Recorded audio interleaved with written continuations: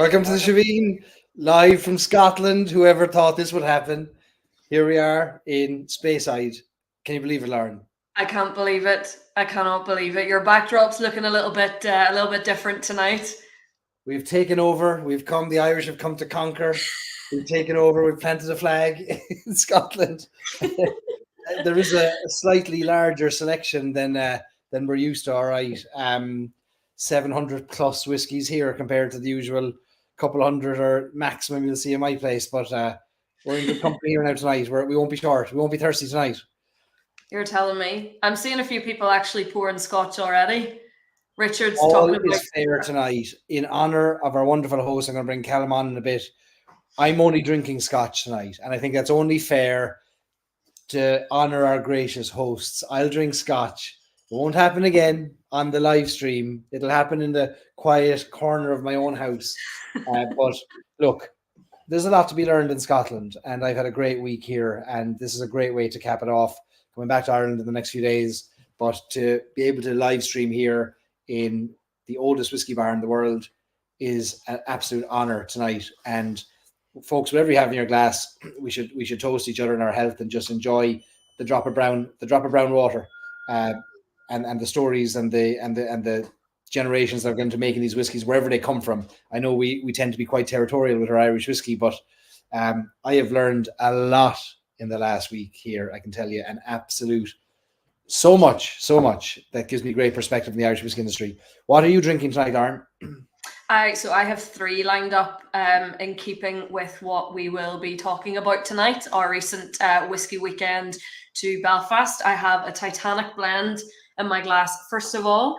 Then I'll move on to a McConnell's sherry cask finish. I see Greg is also joining me drinking McConnell's and also Bushmills.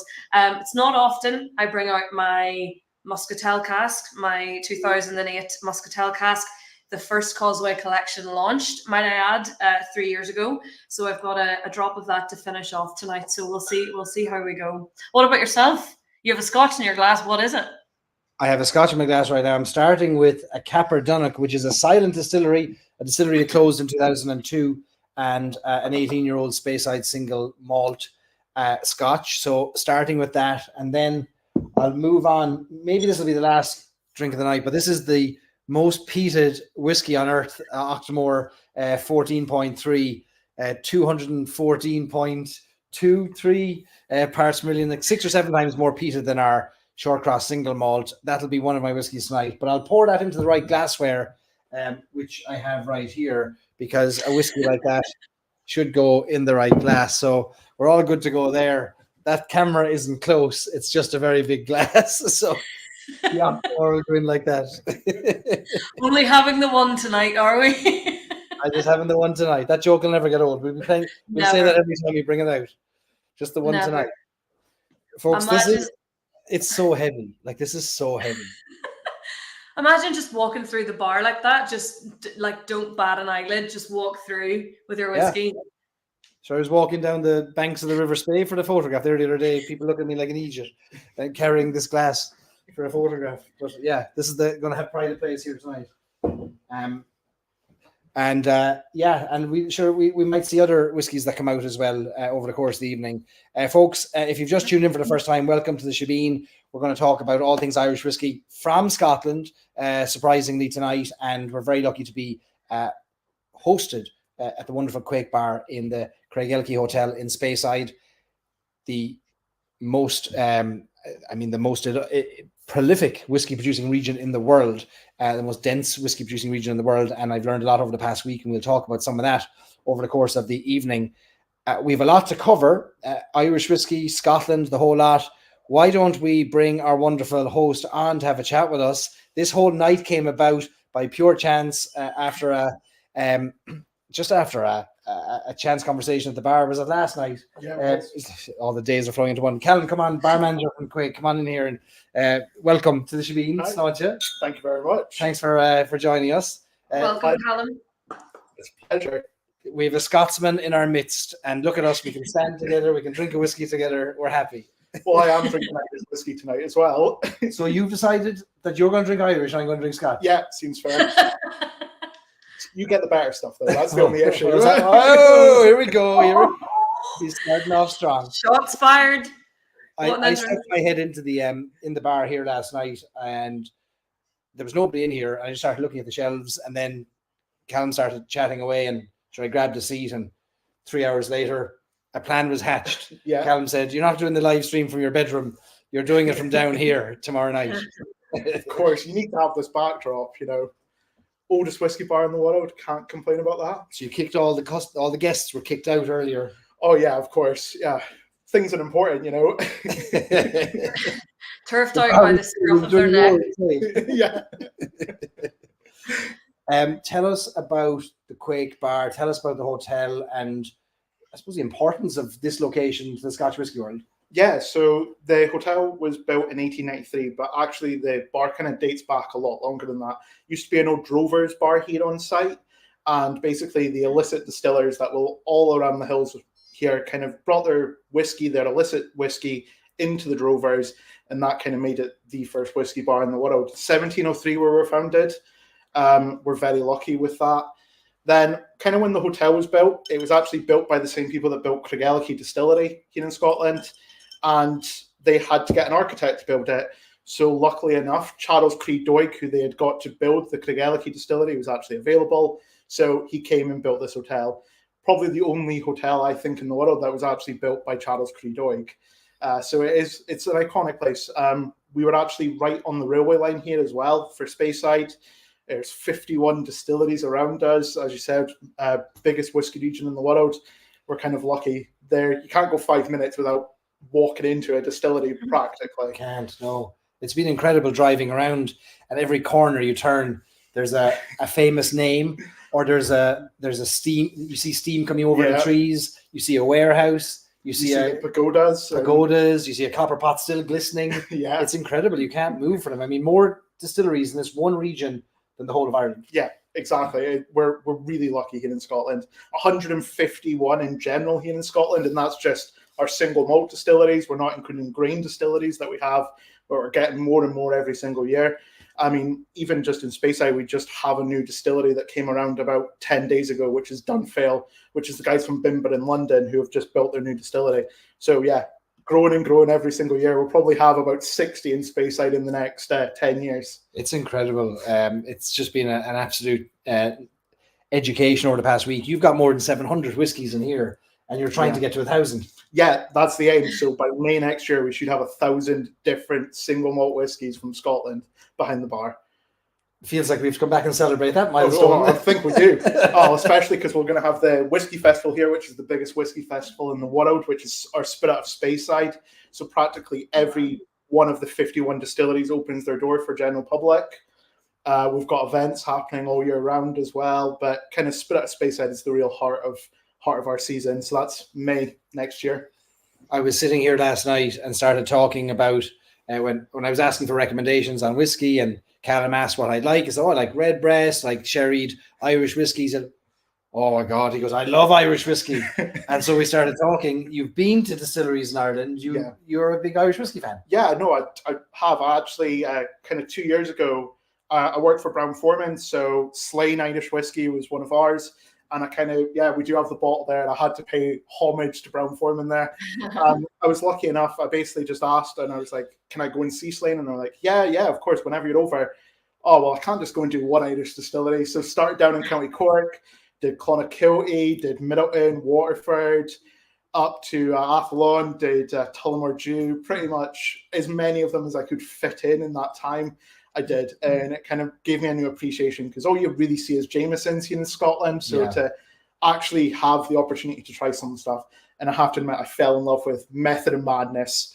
I cannot shut up about how good Method and Madness is. I love that idea. I wish we would do it here in Scotland, but our laws are a little bit more restrictive than there is in Ireland.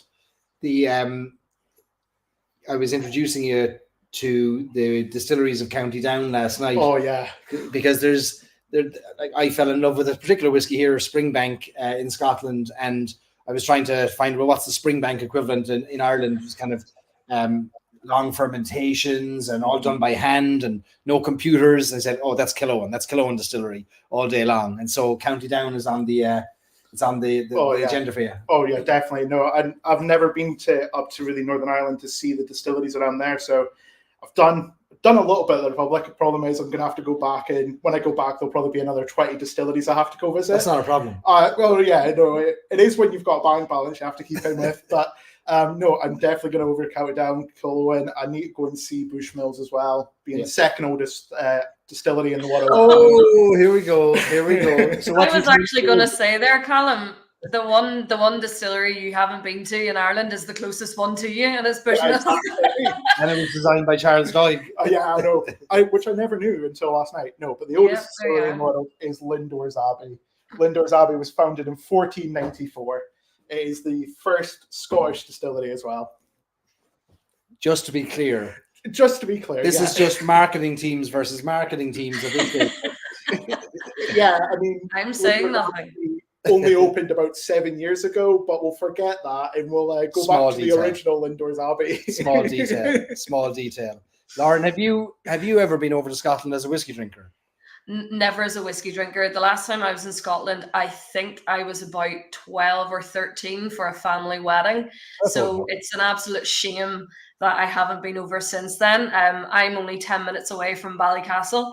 Callum, I'm sure you've heard of it. They do ferries over to Campbelltown, I think, nearly every day, and to Isla as well. So I have not been. So I'll have to change that in the not so distant future. It's on my list for the new year, definitely. Oh yeah, you can go and see some of the most famous distilleries in the world just heading over to Isla. Yep. Some of the best whiskey made in Scotland. Oh, here we go. You've driven further, Lauren, in Ireland to get to distilleries than it would take you to get to Isla or Campbelltown. 100%. I was actually thinking you, Barry, are probably where you are in Scotland, arguably closer to me than you would be when you're usually in Cork. That's a problem. I try and keep a country between us, the whole length of Ireland between us. Stay away. This is amazing. The hotel is right in the heart of whiskey country. And when I say you turn a corner and you see something that's famous or familiar, I'm not joking. I went to a distillery just 3 miles up the road called Glen Grant yesterday. And as I was pulling off the roundabout, I looked to my right and I saw a familiar logo, a big F. I thought, what's that logo? I recognize that logo. So I went around the roundabout, pulled up to the gates. It's Forsyth's, the copper maker, the coppersmith, who've made the majority of the copper pots in Ireland and probably the majority of them in Scotland too. One of the biggest coppersmiths in the world, right here. Exactly. I know Irish people need to come over to Scotland to get the good stuff, isn't it? This is going to go on all night. Like this. Well, actually, what you're drinking right now, Copperdonic, was made where Forsyth's is. This is a great story. So Copperdonic was never really a whiskey brand up until the 1990s. It was actually Glen Grant No. 2 is what they called it. But they decided they would actually release it as a proper whiskey, and it only really got about 10 years of release before it got demolished in 2002, and Forsyth's built their coppersmiths on top of it. Expanding their production. Empire. Yeah, of course. So it's so a few observations I've had over the past week is I've left it either too long or it was just the right time to come here. I've never been here as a whiskey drinker, and I'm 7 years in the world of Irish whiskey, and I think finally I'm ready for it, where I can appreciate and understand and know enough maybe about whiskey production to appreciate how it's made here, or try and understand the differences and get my head around the various approaches here. But there's a respect here for whiskey that you can feel it. Like there is a reverence paid to whiskey that it's palpable. You can feel it. Yeah. Well, I mean, without whiskey, Craigellachie, the town we're in right now, would just have never existed. We kind of have built whole places just on whiskey production. And only whiskey came around in 1824, realistically, in this part of Scotland when the Excise Act came in. So people's livelihood, like you turn a corner, as well as meeting someone or going to a distillery, you'll meet everyone that works in the distillery. And I mean, my neighbors work in whiskey. Everyone in this town works in whiskey. We wouldn't be here without it. I went to the Speyside cooperage to see how they make repaired barrels here, and amazing operation, 350 barrels a day being repaired. One of the few places of work left in the Western world where you're paid by the piece of output so as you repair a barrel, you're paid by the barrel you repair. So the lads are working super fast. to crank out the barrels, and they have their little stamp on it, a little bit of paper that gets counted at the end of the day. But the woman who was showing us around, her husband is a distiller somewhere else, and so like you said, all families and all generations are involved in whiskey. Yeah, I always get asked is, with so many distilleries, is it all competitive? Would someone that works in Glen Grant drink Glenlivet? And yeah, because if you work in Glen Grant, probably your sister or your brother works in Glenlivet, and we're all a family here. If there's an issue with the distilleries, then every distillery will come to their aid. We really feel like it's a family. We've been very lucky to fight through a lot of tough times here in Scotland when it came to our whiskey production. So we kind of always have that family feel around it. Pricing as well is something very different to Ireland at the moment. It's quite affordable to drink in Scotland, even though the Scots, you feel the prices have gone up. Yeah. And you were talking about this last night, but still for us in Ireland and for those in the States who are seeing the prices go up of Irish whiskey, it's still incredibly affordable to drink really good whiskey here, aged good whiskey. Yeah, I mean, we always complain because our tax is 78% of the final product that we have to pay right now here in Scotland. I mean, it's actually cheaper to drink Scottish whiskey in Germany than it is in Scotland, which seems mad to us. But yeah, I suppose I never really noticed it when I was over in Ireland. I think having the pound kind of helps with that. But measures are bigger too. Yeah, that is the benefit of it. Everything we have is 25 milliliters here. But yeah, we are very lucky here in Scotland that we are surrounded and we do get really good prices on a lot of our whiskey, even Irish whiskey. Yeah, Redbreast we can get for £40 if we're lucky. Yeah, but like you said, that's all. It keeps going up. Everything keeps going up. Yeah, it is. Yeah. I mean, we've just had the tax rise up in Scotland on our whiskey, and there's a couple of different schemes coming in, which might even make it more expensive to do. We've got a deposit return scheme coming into Scotland. So yeah, whiskey is getting more expensive, but that's where we are lucky enough where we've got the small independent distilleries who are always willing to offer you good value for your money. Lauren, you'll be interested in this because Lauren runs our Irish Whiskey Experiences company. From an experience standpoint, you're obviously a much more mature industry than Ireland is in terms of the visitor experience and the tour options. From at every end of the spectrum. Today I was at McConnell and they have a Bentley package where Bentaygas will take you through Speyside while you sip in the back in the Bentley, or you can have a helicopter tour of the Speyside distilleries. But then also every distillery, the first thing they'll say to you when you go in is, if you want a driver's bottle or driver's bottles, let us know. And the little bottles come up. I've never had that offered to me in Ireland. And I think every distillery in the world should do it. I think they should as well. Like, why should the driver suffer just because they had to drive to visit your distillery? I agree with you, Barry. I've never been offered a takeaway. Even when I worked in Bushmills in the distillery, the most a driver was offered was a voucher for a coffee in the restaurant. And it's the same for a lot of places. And it's kind of like, or like a tiny, like a miniature bottle, not even close to what they would taste if they were doing the normal tour. So it's such a nice touch. And I think little things like that makes such a difference. It just rounds off the package and the experience so nicely. Yeah, it's just very different. And I think I know I've only scratched the surface. I visited maybe 7 or 8 distilleries this week, and there's 144 to go.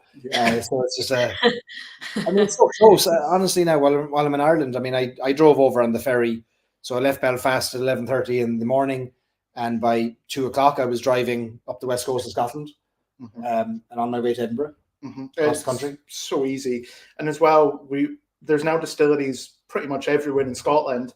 If you are up in Skye, you've got 2 distilleries, and then you've got Rassay, just a small boat ride. If you're in Edinburgh, there's 2 distilleries. Glasgow's got 2.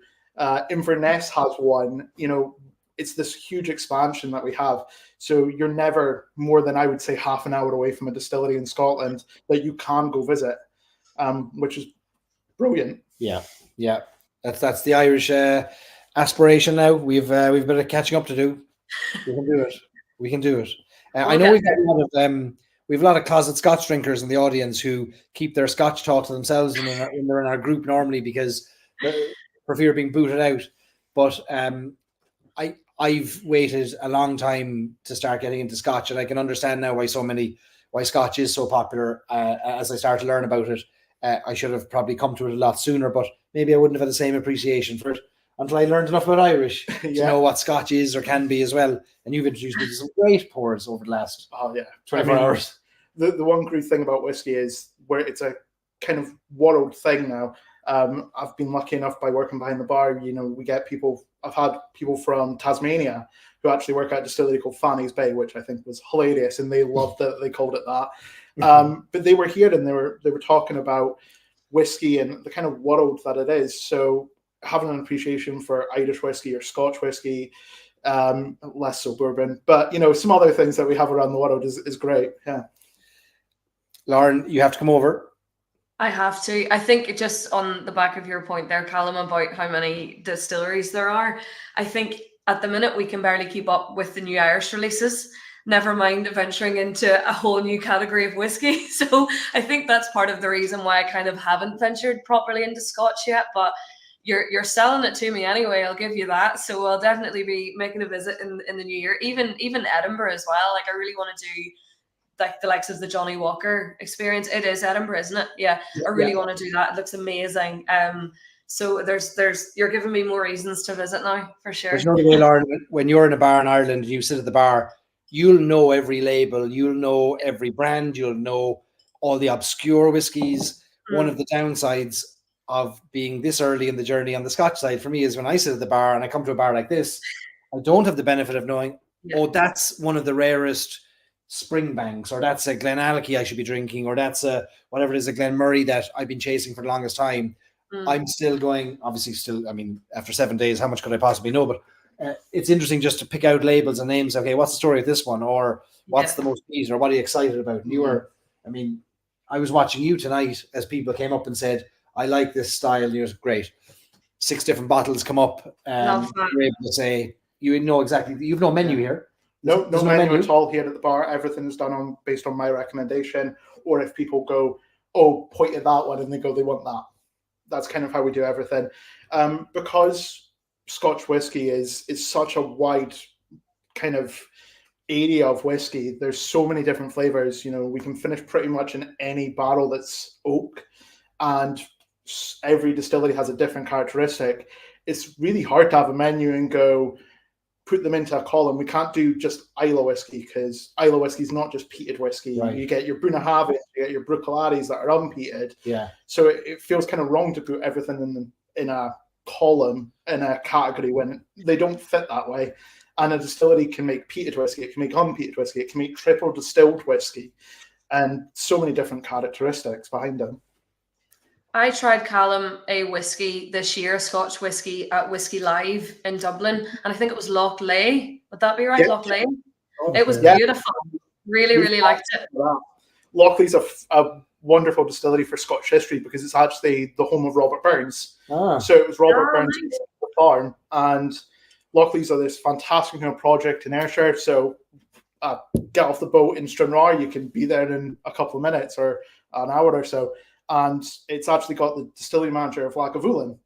Lefroy. He left Lefroy after 20 years of working there and moved to Loch Ley. Okay. Because this fantastic project. It's a wonderful distillery, and I'm really looking forward to see what they make in the next 5-10 years. So when you're coming over to Ireland? I think I might have to try for next year, I think. Yeah. And spend maybe 3 weeks in Ireland, I think might give me enough chance to scratch the surface. You can jump on one of our whiskey buses. No, we need to align so that we're in Ireland when you're in Ireland, and we don't venture over to you when you come to Ireland. That sounds perfect. I'm going to put a package of whiskies together and get them to Callum so he can sample the full range of what I think is maybe some of the best things coming out of Ireland that would not be maybe even known over here. Like when you sampled the Bushmills Causeway collection last night, you said, I didn't know Bushmills made whiskies outside of Bushmills Original. Yeah. That's all we see here. Todd's Bushmills is one of them ones that we see in the supermarket. We kind of just think of it as how we would maybe Famous Grouse or something like that here in Scotland. But I'm trying that cognac one. I mean, honestly, it blew my world open. It takes a long time to get that in Scotch. Yeah, I compared it to a 41-year-old distillery. That shows how good it can be. Yeah, I think the reason why you probably have never seen a lot of Bushmills in Scotland is because we were fighting a losing battle. When I worked with them, it was like, well, you already have great single malt whiskey. We're going to leave that. I do think that is the problem we sometimes face in Scotland, that we have so much of our own product that we kind of forget that there's a world out there. I get it a lot because we have a lot of people from the United States over here that, you know, bourbon, we see Buffalo Trace and we see Wild Turkey, and that's pretty much it. So we lose out on some of the best small boutique distilleries that we have out there. I mean, it's a real struggle to get Indian whiskey or Australian whiskey over here. Yeah. We kind of just have our Scottish ones. There's only so much we can possibly drink too. You know, if we want to keep our, I often think that you should be able to get a personal account for sites where they follow you around and reline your liver. Oh yeah. And that way, all the whiskeys, until that happens, like it's, you know, we've so many open bottles. You've open bottles, I've open bottles. You just can't get through them all. No, a copper liver does sound pretty good. Like they're missing a trick there up in Rathas. Like they should be doing that. I think know Robert for safe. I might give him a message. Tell him the Irish are looking for copper livers if he's into it. But listen, thanks so much for hosting us here. This is unbelievably gracious and kind of you. It's funny because my bedroom is right above the bar, and the first night I was here, I was wondering what all the noise was. There was a great crack happening. I thought there must have been some big party. There was a wedding crowd down here. And I thought, God, if they're here now tonight, the place will be full, but they're gone. Yeah, they have gone away. But yeah, no, we were still quite busy. I didn't expect this for a Sunday night here in November in Scotland. You know, it's freezing outside. It's raining constantly. But people still seem to find their way to Speyside. Doesn't matter when it is. I stuck my head in the door at 10 o'clock and the place was full. And I thought, oh God, how are we going to do a live stream from here? It's never going to happen. But it all worked out. It all worked out. Well, listen, Sláinte. Thanks so much. Sláinte. And stick your head in again in a minute. As you're pulling your next pour and tell us what you like. So you're drinking Irish whiskey all night. Yeah. I'm drinking Scotch all night. So you're going to have to tell us every time you switch onto the next one. Oh, I have already switched. I mean, I've gone from Slane. I'm now on Redbreast. I can't keep up with them, man. Can't keep up with them. It's probably the only nation that the Irish can't keep up with is the Scottish. We're pretty equal where the drinking's concerned now, I would say. We'll give it a good go. If you have any questions on Scotch, tonight's the night for it. I mean, tonight's the night. Throw them into the comments. If I didn't see any of the earlier comments, put them back in there. Put the questions in. And I'm sure Callum would only be too happy to answer any questions on Scotch. Happy. We put him on the spot. He has to answer them now. Like he's right here beside us. Can't say no now, can I? Can't say no. Can't say no. Well, here's a question. We'll jump on this one. Lloyd asks, did I hear right that there are triple distilled Scotch whiskies? Yeah, there's actually quite a lot. Some of the more historical distilleries, Auchentoshan, which is in Port Glasgow, just about 20 minutes outside the city centre of Glasgow, only does triple distilled whiskey. That is their whole thing. But even some of the more famous names, Benriach, we do triple distilled there. Springbank Distillery has their Hazelburn release, which is a triple distilled. So it is becoming a kind of common thing to do here in Scotland. I also discovered something new this trip, which was 2.5 times distillation and 2.81 times distillation. Yeah, well, that's our lovely Mortlach here. So Mortlach is 2.81 times distilled. This is just a heavy reflux distillery. So they managed to force kind of from second distillation back into the still, which redistills it again, which gives us that lighter spirit. But Mortlach say it gives them a meatiness. They actually call it the Beast of Dufftown, is the kind of tagline for Mortlach. So would that, by saying 0.81, are they saying that 0.81 of the charge in the still has come back down again? Exactly. Okay. Yeah. Amazing. All right. Thanks, Lawrence. Put in the details of the hotel here. Craigellachie Hotel, a great spot. I read online, maybe one of the most famous whiskey hotels in the world. Oh, most definitely the most famous whiskey. The most famous. Look, he's not holding back.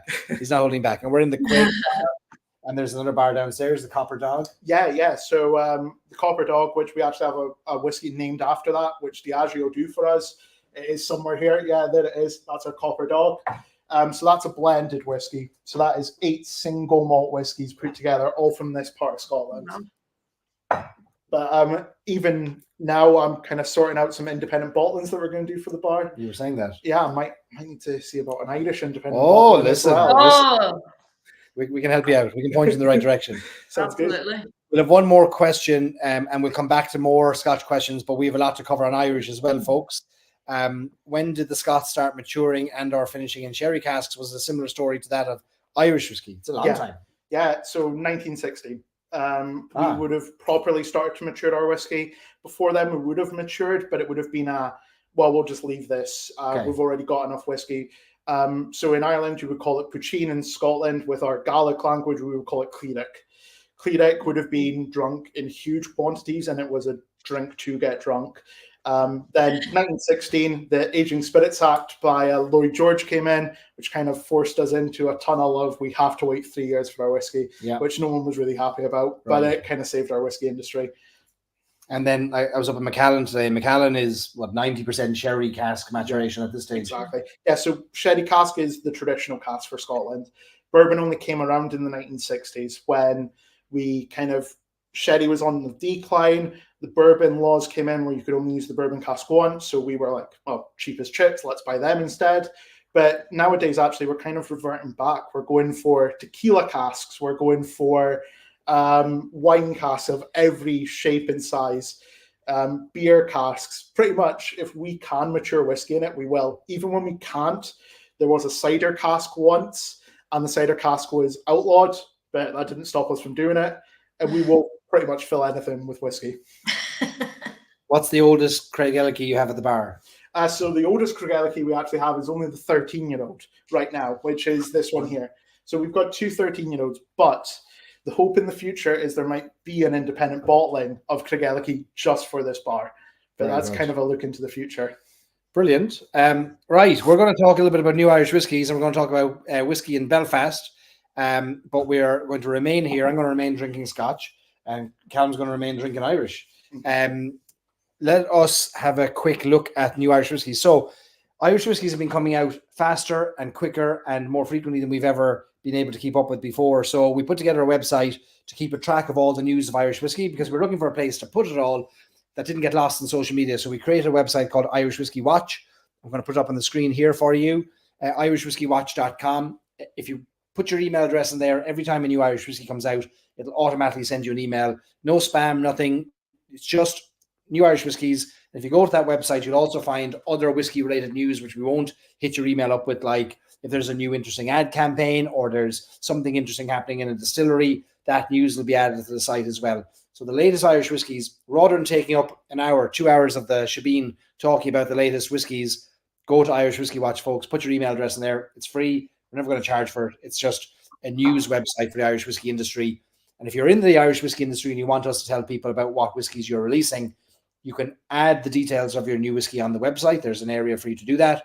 Or you can email us your press release and we will send it out and make it obvious that it is a press release with all of your glowing superlatives about your whiskey. You wrote that, not us. So irishwhiskey.watch.com, go check out that for new whiskey releases. We have some exciting releases coming up. New club releases for Stories and Sips. It's our second anniversary. In the last 2 weeks was our second anniversary. So 2 years as a whiskey club. We've got 2 whiskies being released, one for each year. 2 single pot still whiskies from W.D. O'Connell Whiskey Merchants. 2 5-year-old whiskies that spent 3 years in bourbon barrels before being recast, one into an ex-Bill-Fill peated single malt cask, which it's very rare to find. In fact, I think this could be the first. It could be the first single pot still. I love for first. All our whiskies are firsts. So people give me such Barry and his first. The first single pot still, 5 years old, released at cask strength, aged in an ex-peated whiskey barrel. All right, I'm claiming it. And then we've also got a 5-year-old pot still that spent 3 years in a ex-bourbon barrel and then was recast into an Amontillado sherry butt. 2 very different whiskies. We're releasing them as a bundle. You can get the 2 together or you can get them individually. And we've got some great swag, stickers, glassware, whiskey samples, coasters going with the birthday bundle as well. November 20th, folks. We're launching these on November 20th. That's only just over a week away. You have to be a member of Stories and Sips Whiskey Club to get them. Go to storiesandsIps.com if you're not. And we are looking forward to getting these out there. Great whiskies in the next few days. Once I get back to Ireland, I'm going to crack these open and share some tasting notes with you, walk you through the story of them so that you can get access or you can get enough information before we release them on November 20th. Gorgeous labels. It's a stunning label. The blue and the gold is chef's kiss. Beautiful. Chef's kiss. Chef's kiss. The dark blue and the gold just really works really well. That gold foil. We paid extra for that gold foil label, I'll have you know. An extra 25 cents per bottle. We splurged. We said, we'll do it. They're worth it. They're worth it. So, folks, get those if you're interested. We'd love to have a tasting with you on those. There's a little up close. Don't steal my signature. Don't put it on checks. They'll bounce. Trust me, they'll bounce.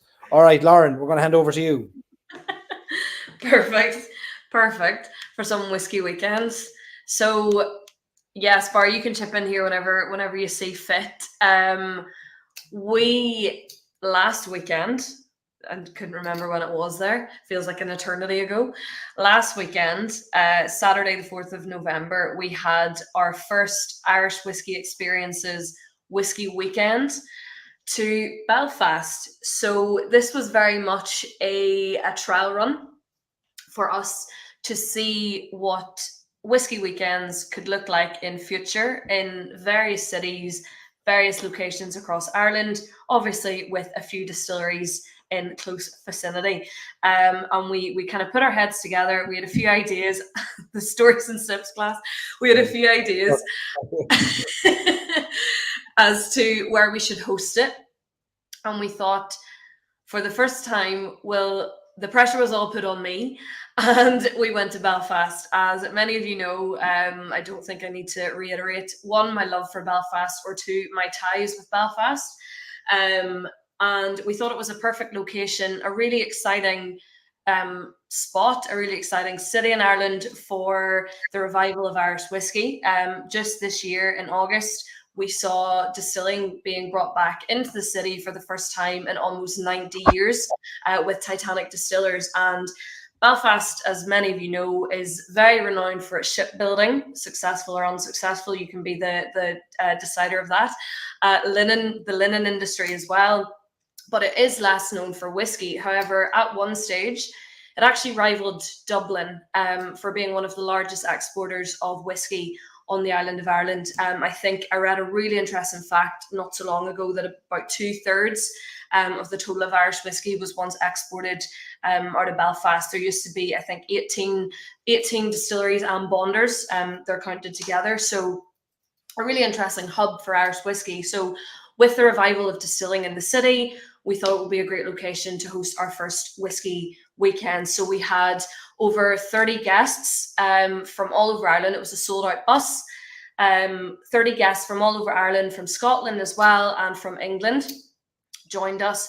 Bright-eyed and bushy-tailed at 8:40 a.m. outside Belfast City Hall to catch the bus. Nigel was our driver. For you whiskey bussers who have joined us before, you will know. We couldn't do anything without Nigel now. He might as well be on our payroll. So he joined us and he was our driver for the day. And it was a fantastic weekend, so interesting. And I think, Barry, you'll agree, both brands, Titanic and McConnell's, really rolled out the red carpet for us.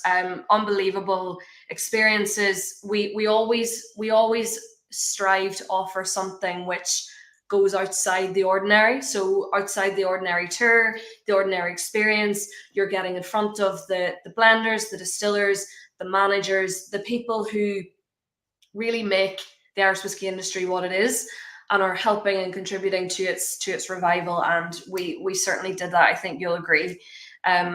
So the first stop of the day, I couldn't quite believe that I was reached a whiskey at 9:10 in the morning. It felt so wrong, but it felt so right. At the same time, I was like, I kind of looked at myself. I was standing in Titanic Distillers. Actually, it wasn't even whiskey. It was new make spirit. 9:10, and I thought, am I really doing this? Yes, I am. All for the greater good. Breakfast anyway, barley, water, grain. It's plenty of grain in your breakfast.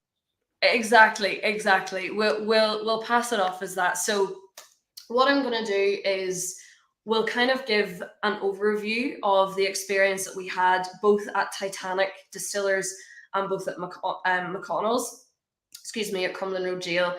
As I said, both fantastic experiences, really shone a light on the future of distilling in Belfast, and it's so exciting, as I think you'll agree at the end of the shebeen. So the first stop of the day, as I said, was Titanic. So Titanic Distillers in the Titanic Quarter, of course, in Belfast. So just to give you an idea, many of you will know this, some of you might not, if you're not really familiar with Titanic or haven't kind of deep dived into the brand. The brainchild behind Titanic Distillers is a man called Peter Lavery. So he's Belfast born and bred. But his backstory is quite fascinating, really. He was a bus driver for most of his life until he won the lottery in 1996. I think he may have been the first lottery winner in NI. That may not be factual, so don't quote me on that, but he certainly was the first lottery winner in Belfast in 1996. He won 10.2 million.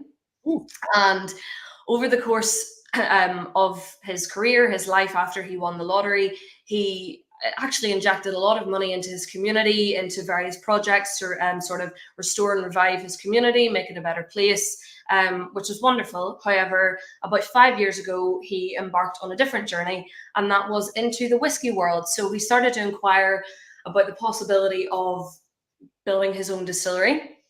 And so the idea of Titanic Distillers was born. So Titanic Distillers is situated in the old Titanic pump house, and the neighbouring dry dock, Thompson Dry Dock, is just, of course, beside it, underneath it. They were constructed in 1911 to service the massive White Star liners, Olympic and, of course, Titanic. So a dry dock is literally an enclosed basin which allows ships to float in, and then it's drained, which allows the servicing of the ships, so they can repair, they can paint them, they can service them, so on and so forth. And there would have been hundreds and hundreds of workers operating in this dry dock. And I think, Barry, you'll agree, you cannot picture the size of it. It is huge. Yeah, it is. That's the distillery in the background. Yeah. And this is massive yet.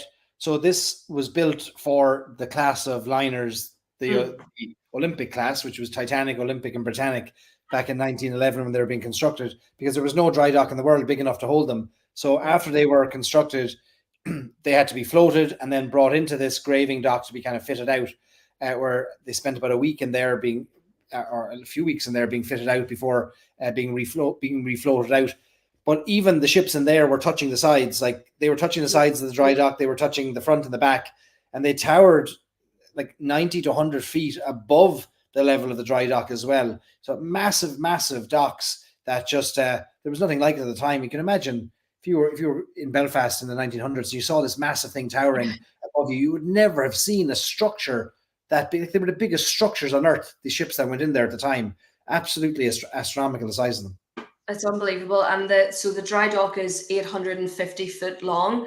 And obviously in 1912, as Barry said, the Titanic would have been the biggest liner in the world at that time. And something I found really interesting, which I actually didn't know, I don't think we got a photo of this because you can't quite capture the angle of it unless you're standing there.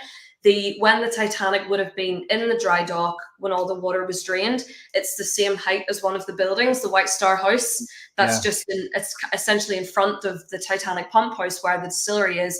And the scale is unbelievable. It really is incredible. And that dry dock, I think there is a photo of it. It was the largest, there we go. It was the largest dry dock in the world in 1911, as you kind of touched upon there, Barry. And I think that's a lovely photo because you can see the dry dock and then the pump house where the distillery actually is, just in the beautiful red brick building behind it. And the dry dock was in use actually up until 2002, I think, which is unbelievable. And now it's simply just really a visitor attraction. So where the Titanic itself, where the distillery actually is, this building here, the pump house, it's about 6 stories high, which you wouldn't really think to look at it, but it goes so deep into the building, down into the pumping sort of engines of the building. And they were capable of draining that dry dock, 23 million gallons of water in 110 minutes. And you'll see, I have a really good photo of our guests. They were actually able to get right down into the pumps, stand beside the pumps. The scale is incredible. They are huge. And every single original feature of that building has been retained. It's a listed building. So when Peter and when his team were going to build the distillery, they couldn't touch the outside structure of the building or the pumps themselves. They had to kind of work with what they were given essentially. So it's unbelievable. The pumps that were installed in 1911 are the same pumps that are still there. Like they weren't changed, and they've said that they could fire them up. Like they're just mechanical. I mean, they don't need a USB port. You know, they're it's just mechanics, and they would be capable of being fired up. They were coal fired, and then I think it was gas, but then they were steam driven. But coal to create the steam. Fascinating that they now have a distillery that had the cost overruns were incredible because of all the aligning with the preservation orders. Plus, they were saying that they'd never come across in Northern Ireland the requirements of a distillery in a building like this. So everything took longer to investigate where they couldn't do it, because nobody wanted to sign off saying you can do this to the building for fear that somebody higher up in government would say you can't do that to a building, listed building like that. So everything took longer. It's the same. So I think when they were loading the stills in, they had to open the huge doors at the side. They weren't able to kind of, adjust the building at all, whereas McConnell's took the roof off, which I'll show you. I have a great photo of that as well. So as you say, a lot of challenges, new challenges, as Barry said, that weren't really thought about when they went to build the distillery initially. But it's worth it because it is a stunning distillery, and they really did. What I loved so much about it, I think it was, same with McConnell's, a perfect outline of how an experience at a distillery should be, covering the history of the area, the history of the buildings, where they are right now, and their future plans. And the guys at Titanic and McConnell's just nailed that perfectly. Just a quick time check there. We haven't yet got to the whiskey component of stop one of a 14-hour day. So let's we'll keep this moving on Titanic, because we could talk for days about it. We could. I'll be they're both such interesting sites, and we'll revisit them at some point, definitely, to dive into them more. So what we then did after the dry dock tour, after we went outside, we went in, and this is where it got really interesting, because the team talked us through the actual new make spirit. So this is not normally included in the regular tour. We were very lucky that our guests got to taste both the double distilled malt and the triple distilled malt, and we were able to compare and contrast the flavor profiles of each of them. And of course, we were tasting liquid history on the 17th of August this year. Titanic produced the first single malt new mix spirit since 1936. So it really was liquid history in our glass, which was incredible. And even learning about some of the unique production processes as well, and the use of IPA barley from a local barley farm, Loughran's, which isn't far away from Belfast, white wine yeast, just really interesting sort of production methods that set them apart from other distilleries, I guess. We got a little nose of the wort, a little nose of the wash as well, and we had a gorgeous backdrop.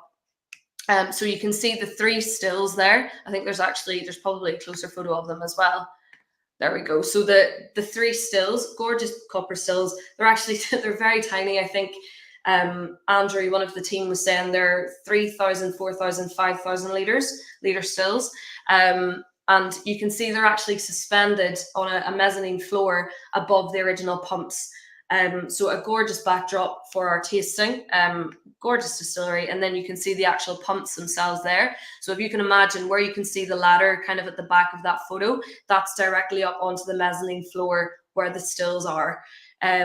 So just such a historical, such a beautiful backdrop. And then you can see, in comparison to a human, how big the pumps really are. All of our guests, of course, if they wanted to, it's quite a steep staircase down into the kind of the pump well of the building. They were able to go down and have a little glance at the pumps. Gorgeous. I know our audience is far more educated than too educated to have made this same mistake that was made a few months ago in our group when I posted about Titanic Distillers and said how excited we were to go there. And so many of the comments were about how many people hated the film. I said, well, what's the film got to do with the distillery? And there does seem to be, in certain quarters, certainly not amongst our educated group, a misunderstanding about what Titanic was, isn't. So just not for this group again, but the Titanic was a ship that was built in 1912. It lasted about a week, admittedly, went to the bottom of the ocean. But there was a film made 100 years later or 90 years later about it.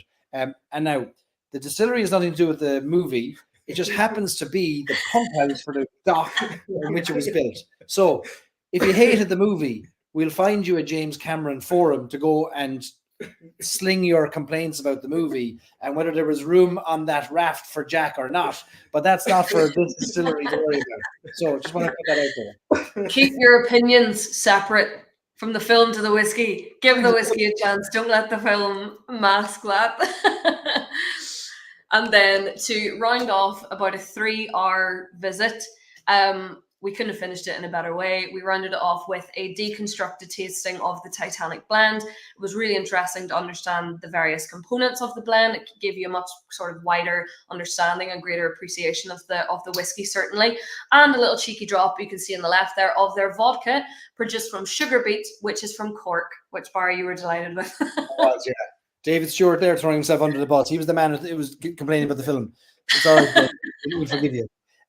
Just an interesting point on that deconstruction tasting we did. So they have a very affordable blend. They make no bones about it. It's all great Northern sourced, 5 different components, and we tasted them all. It's a very complex blend that includes peated components, single grain in virgin oak, single grain in ex-bourbon. Really interesting that they put so much into a blend that costs, I think, £35 or £40. Yeah. It's really affordable.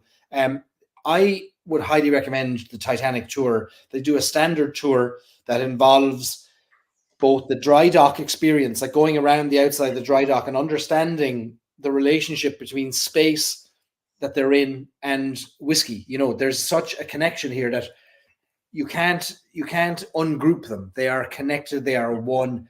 And to just bring you in and to give you a whiskey tasting would do a disservice, I think, to the place. And I think it is it's a remarkable place. More history you won't find in one place than the Titanic Quarter. Absolutely amazing. No filming. There's no film crews going on down around there. There is a film studio located nearby, which is going to add more confusion to the story of Titanic. There is a Titanic film studio, which they filmed Game of Thrones in. Game of Thrones, yeah. And that was Peter's vision. Like he loved the story of the building and the surrounding area, and he thought, why not create something really special off the back of that? And something else which I found fascinating, the first time I visited Titanic, Damien Rafferty, head distiller, he told me that they actually have sort of permission to store a few barrels in the pump well, which they believe would be the first whiskey, certainly in Ireland, they claim the world, we don't really know, to age below sea level. So you're about 80 feet below sea level when you're down there. It floods all the time. It's just... Okay. Oh, Scots are... Is there another one? Yeah, we have. Below sea level? In Ireland, then. I thought you were in Ireland. That's joking. Normally, in Ireland, then. In the first in Ireland. Normally we can get away with all kinds of mistruths here. Now we're being corrected in the right way. Oh, it's easy to think. If it comes to whiskey, we have done it first. 1324 versus... When was the first mention of whiskey in Scotland, Callum? Sorry. When was it? 14, 19... 14 something. Yeah, maybe, 1324 in Ireland. 1324. Take those exchequer rolls. You know what to do with them. Right, so then we got back on the bus then, and we had some lunch there too. We had some beautiful lunch. We warmed up with a bit of hearty Irish stew and a bit of wheaten, and then we made our merry way over to Crumlin Road Jail in North Belfast, about a 10-12 minute drive to visit McConnell's Irish Whiskey in their brand new... Callum will be familiar with. See? Was it? Well, that's the good spelling, actually. Yeah, no, finally. We can use that too. Here, I can't believe we're actually arguing over spelling of whiskey. Normally we explain why they have omitted the E, not argue over. Whiskey is actually a Scottish word. Oh, here we go. Here we go. Ushka. Yeah, but where, I mean, Aquavita to Ishkabah to Ishkabaha to Ishki whiskey. I don't know. I didn't think the Scots could still speak English. Don't mind. We don't speak English. We speak Scots. Come on. You're all right, Callum. They also tell me I don't speak English either because I have a completely different accent to them. So you're fine. I feel your pain with that one. We've got some folks saying, just real quick there, Lauren, the Glasgow Nomad, love that bar at Craigellachie. Been back a couple of times since I left for America in 81. Great stuff. And I saw earlier some comments from folks who are coming here next June to stay in the hotel. Oh, fantastic. So great to say hi to Callum and throw your credit card behind the bar and buy some whiskey. Absolutely. All right. Where do we go don't then? know what you folks are drinking now. I've moved on to my McConnell's sherry cask finish in keeping with the distillery we're about to talk about. I wonder if it's too early for this heavily peated. Well, that's why I've done something different. Oh, go on. So I've poured you a long row. So long row is the peated version of Springbank. And it's named Long Row because it is on the Long Row in Campbelltown. That is the name of the street. Okay. So this is taking the kind of same concept behind Springbank and then maybe turning it up to 11 with the peat. Now, would it be sacrilegious if the first ever drink I had out of this glass was a Scotch? Like, there's no way we could do that, yes, right? Murray. Yes. You can't. That's too far. Okay, all right. A bridge I too feel far? like that's too far. Grab a Scottish triple distilled and then we have the best of both worlds. I would use this glass to drink the Scotch if Callum promised to finish it or fill it for us. Then we'd use it. Sorry for that. Barry, you'll be put out of your own group if you do that. Never mind. I know. Yeah, that could happen. All right. Put a rep rest in it. Okay, slancha. I should also say I'm drinking Yellow Spot now. Hey, which is actually the first time I've had Yellow Spot. And is it is really good. I'll have to admit that. You got it, Callum. You got to get on the Blue Spot. It's one of my favorite whiskies. I might have had Blue Spot when I did the Jameson's tour because I went up to the house and they gave us some fun stuff. Yeah, you might have. That was a very long day of drinking whiskey, though, so I have to say I don't really remember that day. That's all right. That's all right. You just have to go back. Oh yeah, I'm not going to complain about it. Lauren, where did we go next in Belfast then?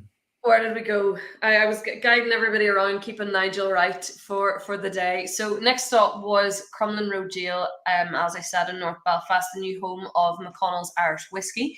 So Crumlin Road, just to give a very brief history, very old prison built between 1843 to 1845. It was initially used, I think the first prisoners were 1846. They were kids from impoverished families that were put in jail for stealing food and clothes and so on. Ulster suffragettes were imprisoned in there from the 1900s onwards, and then from the 1960s onwards, it was political prisoners throughout the Troubles in Northern Ireland. A very dark history of hangings, very, very kind of, bit of a dark history, but a very intriguing history all the same. One thing I didn't know that I learned from Sarah, brand manager of McConnell's, was that illicit distilling used to happen in the prison, in the jail. So I think it's lovely that it's going full circle and they're actually putting a distillery in it now, which is unbelievable. So Crumlin Road Jail, you can see the photo of Sarah just standing right in the middle there. In the background on the right hand side, that's the A wing. So that is where the distillery is housed, where it will be housed. The planned opening is spring 2024. So we were the first ever public tour to go behind the scenes, see the distillery, see the plans, the kind of the vision, which is unbelievable, and see their gorgeous pot stills in place, ready for producing whiskey, single malt whiskey early in spring, early next year.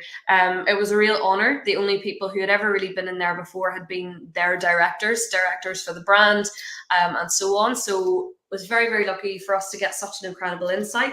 And we had the full team from McConnell's there as well. We had Sarah, we had Graham, their head distiller, Graham Miller. We had Barry McGeehan, who is their distillery operations manager, and their ambassador, Sean Rocks. So we had the full team leading us around. And it was incredible to see the vision of the distillery, where they'll have their cocktail making area, the bar area, a kind of conference room. And the size of it, I was actually really surprised by the size of it, Barry. I'm not sure if it kind of, well, you'd been in it before, actually, hadn't you? So you probably know quite a difference. Lauren, will you turn down your speaker there? I got, again, the feedback's coming through. Yes. Were you surprised by the sizes? It was bigger than you thought or smaller than you thought? Bigger than I thought, yeah. Yeah, it is very big. But the distilling part of it is in a very small part. Like it's almost like the stills are far smaller than I thought. Like they're squeezed into, I think, 3 cells that were converted into the still house. But it's a massive wing. Like overall, it's going to be a huge experiential distillery, not just a functional working distillery.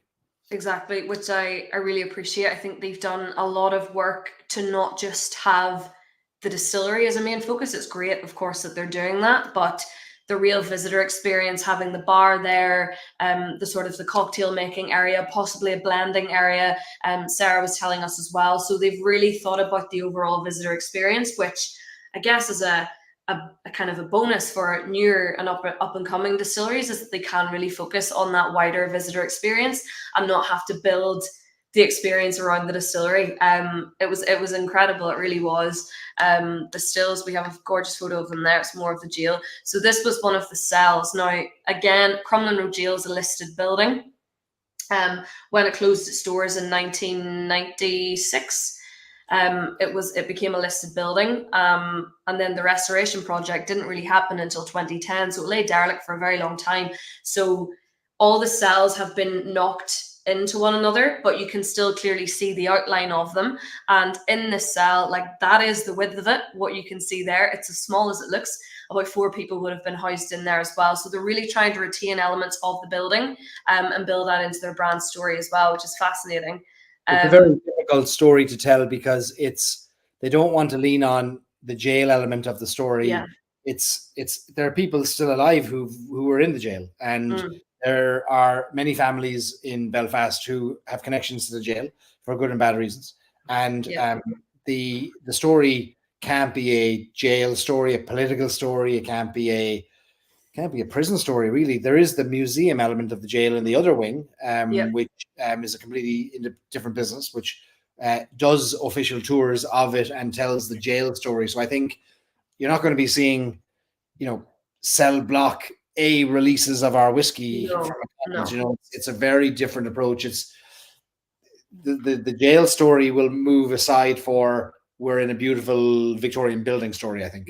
Yeah. Oh no, absolutely. They've kind of just respected the building without actually making a part of who they are, which I think is, as you said, the best way to go forward. So there's an image of the stills you can see there. You can just about see the line arm, the swan neck, just at the top of the photograph there.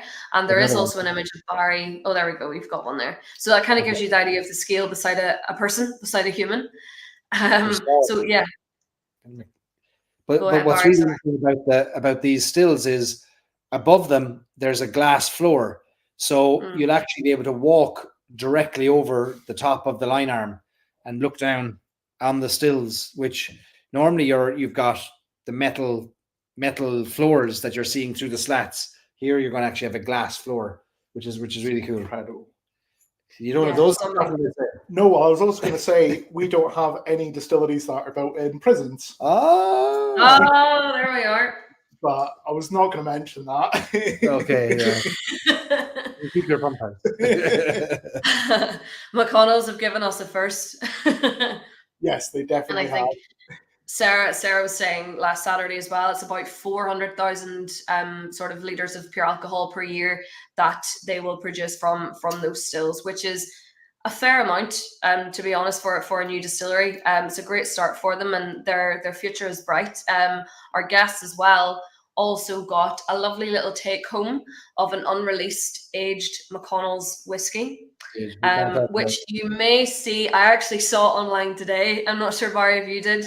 I saw an image of the label. American TTB website trawling for the announcements of things that are coming in a few months. I don't know if the Scotch world like that, where things get leaked. Yeah. Interestingly, those copper pot stills that we're seeing there in Belfast were made 3 miles away from where we're both standing here tonight. There we are. Right. How about that? Same with Titanic. Yeah. Titanic were the same. It waited 4 years for those stills. Well, it's funny. In Scotland, actually, we're having to go to Italy to buy stills. Fruly and Fruly. So now we know where all our stills are going. Yeah. Well, now there's when I was in a distillery tour yesterday at Glen Grant, the woman who did the tour, her friend used to work for 4 sites in Rothes, has now been transferred to Ireland because Forsyth's opened a production facility in Ireland. Fantastic. So there's Forsyth's in Ireland now in Dublin or Kildare, and they are making copper pot stills and sending out the journeyman coppersmiths from there. Brilliant. Yeah. There's room for all of them. There's room for all of them. Absolutely.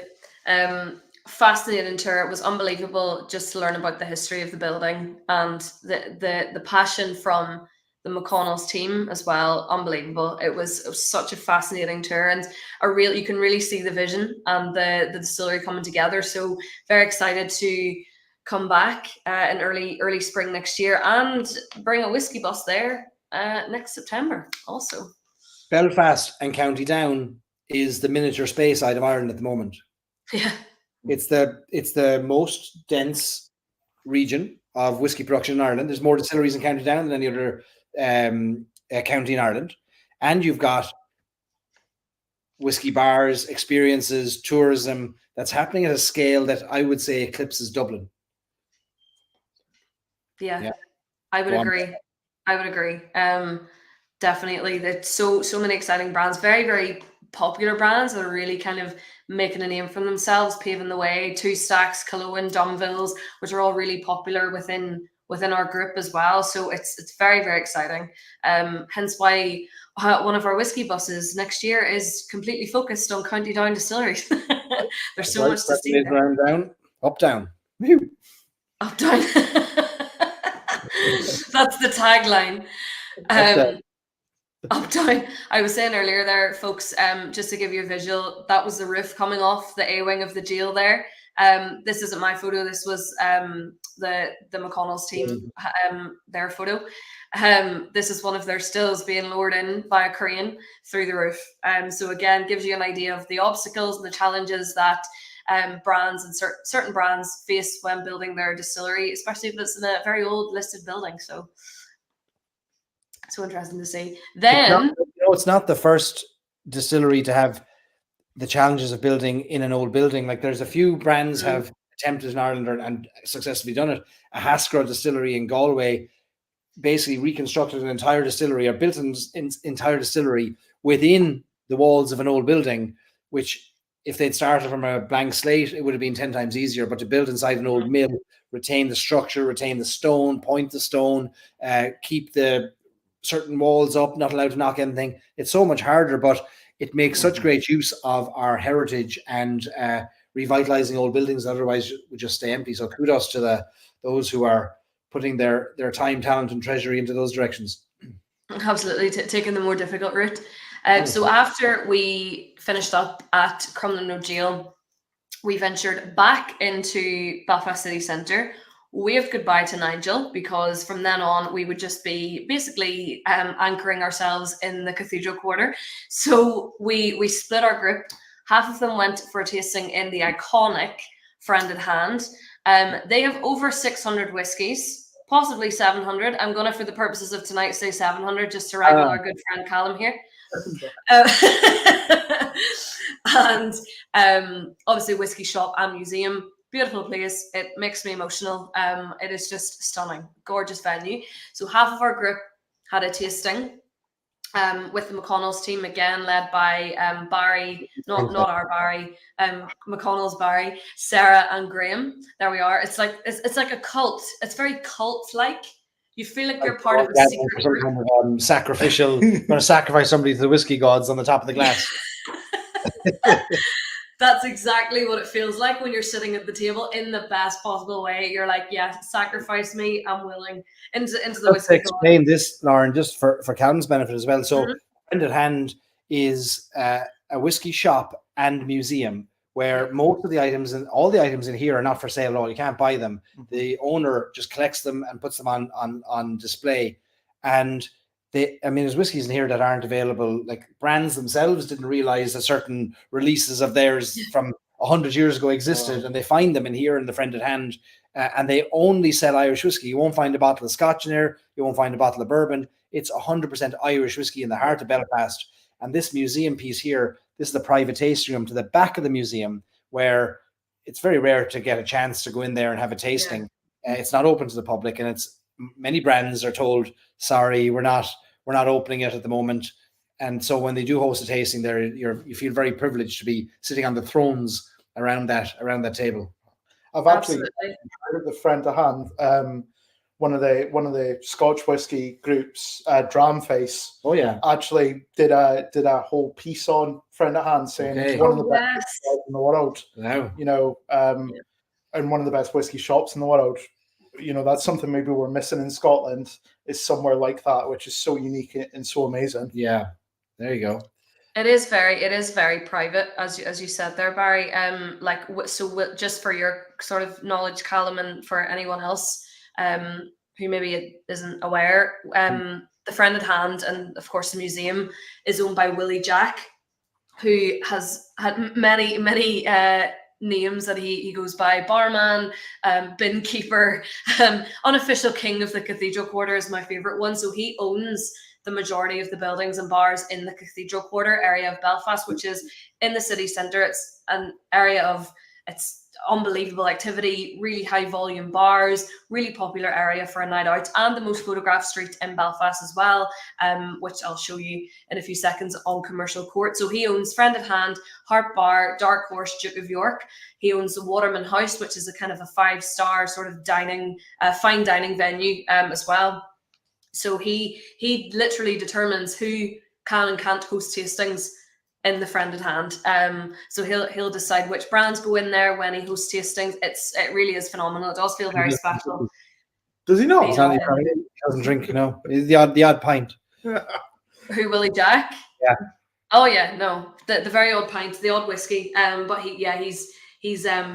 he's a character. He's a great man, and certainly, he's worth having a conversation with for sure. So, half of our group went to the Friend at Hand for a tasting of the McConnells, their 5-year blend, the sherry cask, and then a very special whiskey, which I will not reveal on behalf of them. I will let them do that. But all of our guests got a little 50ml takeaway bottle of an unreleased whiskey, and then the other half of our group, while the tasting was happening in the Friend at Hand, went over to a street sort of vendor market, common market, just around the corner, and enjoyed some Dunville's 1808 smoked barbecue Irish whiskey burgers. Gorgeous. So we lined everyone's stomachs, half the group Friend at Hand, half the group in there. I was half expecting to list every ingredient in the burger there. I was pretty sure you were going. Yeah. Lettuce. They got some tomato, there was some lettuce, 2 beef patties, some cheese. Cheese. Yep. Did they get Tomato. a napkin? Maybe 2 napkins, maybe 3 napkins. Yeah, a couple. So yeah, that was a great way to round off the overall experience with McConnell. That only got us to like 6 o'clock, because so we started at 8:30 in the morning. That got us to 6 o'clock, and we still had 4 hours to go on our I will say, like, this was a jam-packed day. Like, it was non-stop, but you had to get it all in the one day, because people opted. We had the opportunity to do this over 2 days, and people said, no, give it to me all in a day, because some came in early in the morning and left late at night. Yeah. So we have to see now what the next one's, whether we pack it as tight or not. Yeah. I don't know. I mean, this whole experience was essentially molded by what our guests asked for. We had so much interest locally as in from Belfast and people from surrounding areas that wanted to do everything in one day, maybe couldn't stay overnight for one reason or another. So it was essentially molded by what our guests want. Now, not every whiskey weekend will be like this, but it was a great way to give us a sense of what they might look like in the future. So very, very interesting. Yeah, it was a 14-hour whiskey packed day. I do think it was well paced, though, in terms of how much whiskey we consumed. Maybe until the 2 stacks tasting, when everyone started on the pints. But up until then, it was quite well managed. So we did a 2 stacks tasting next. We don't have a lot of pictures of that, because the lighting in there is quite unusual upstairs in the Duke of York pub. But we had a great tasting. Thanks to the team at 2 stacks there, going through our core range.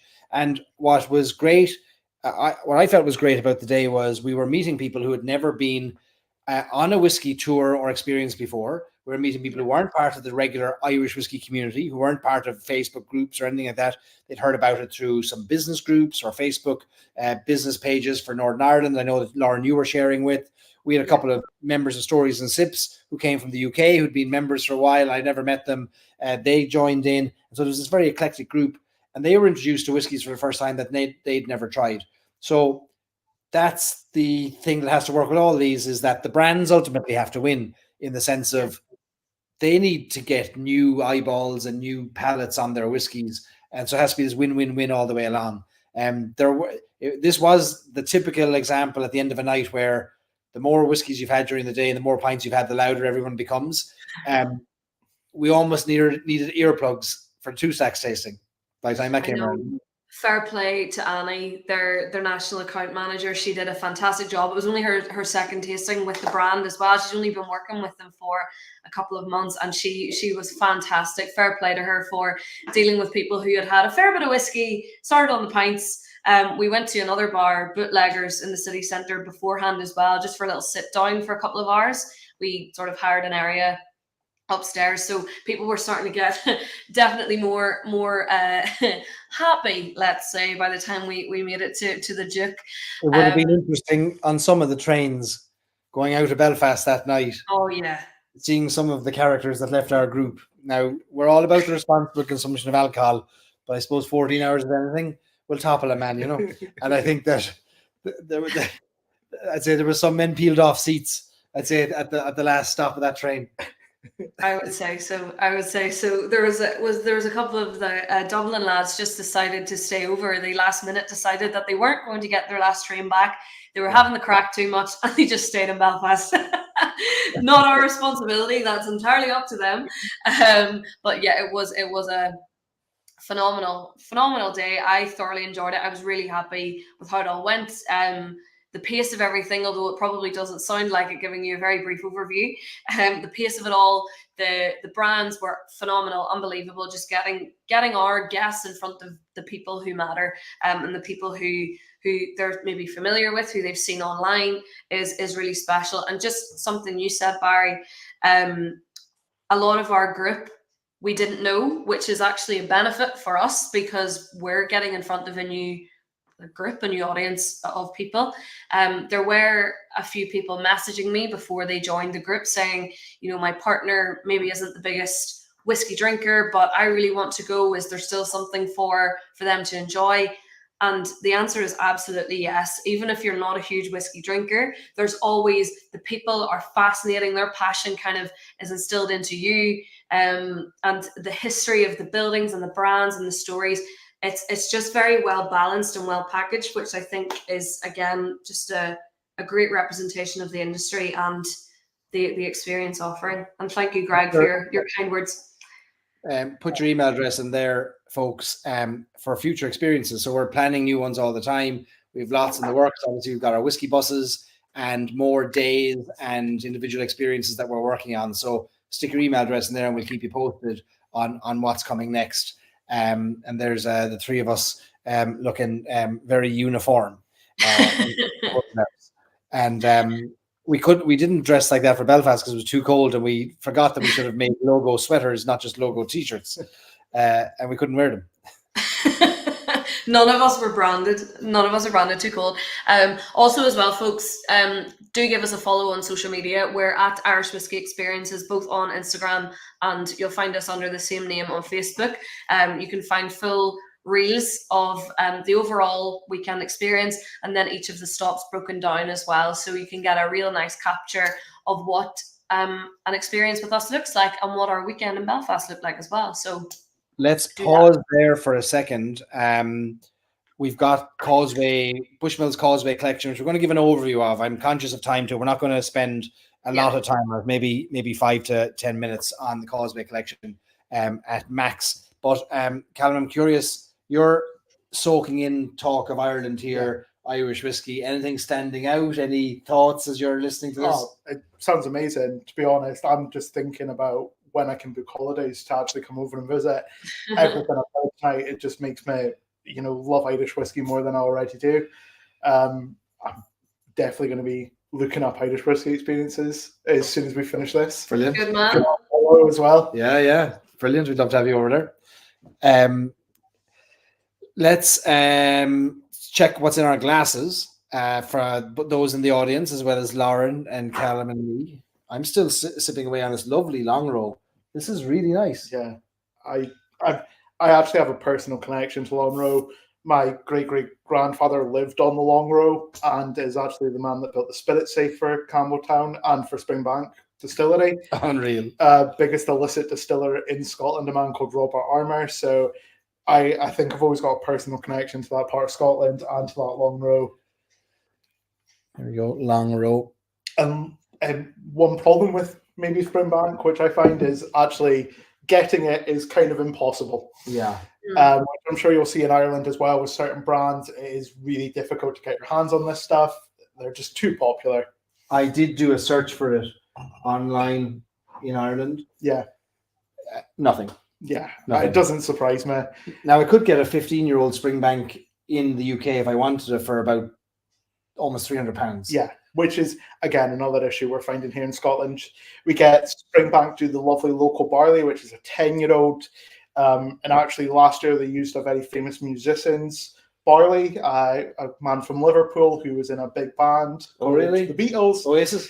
It was Paul McCartney's barley that they used to make the Long Row. The local barley. Oh, yeah. And it went for about £50 for the first market and about £800 on the secondary market. Oof. So, one of the issues we're facing in Scotland, which I'm sure will be faced in Ireland as well. Oh, Yep. we're getting there already, aren't we, Lauren? Well, certainly, yeah. Like the perfect example actually is the Causeway collection. There's certain releases of it. Segue. Certain releases of the Causeway collection, especially the first year it was launched, which was 2020.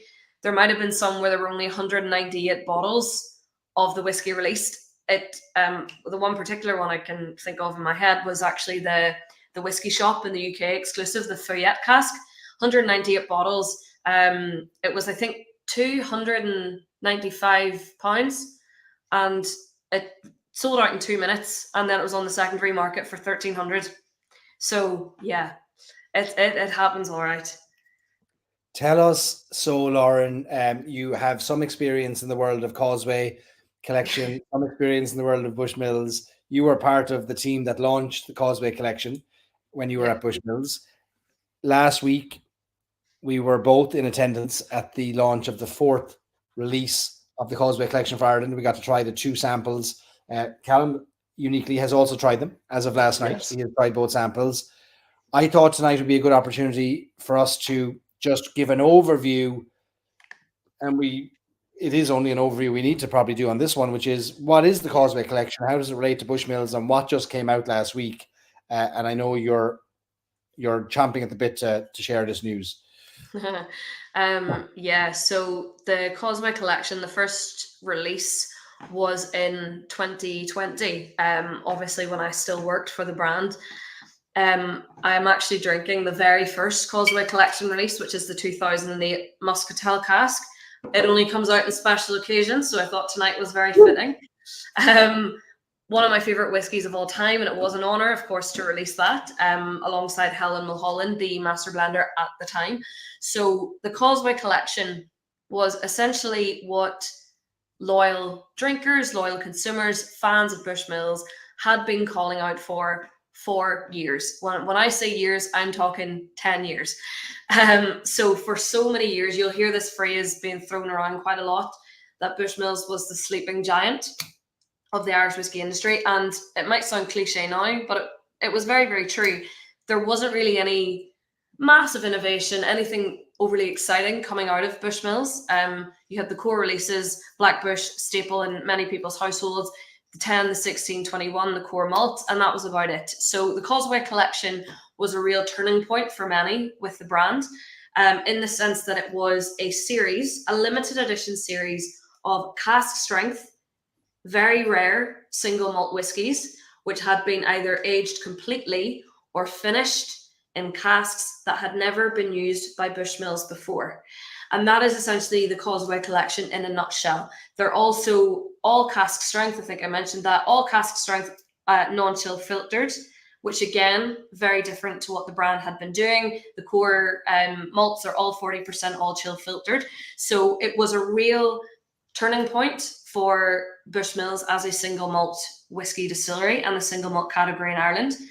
And that is essentially the Causeway in a nutshell. So every single year since then, there has been a limited release of between 9 to 10 bottles that get released exclusively to the biggest markets for Bushmills. So there have been releases, obviously, for Ireland, Germany, France, Australia, Canada.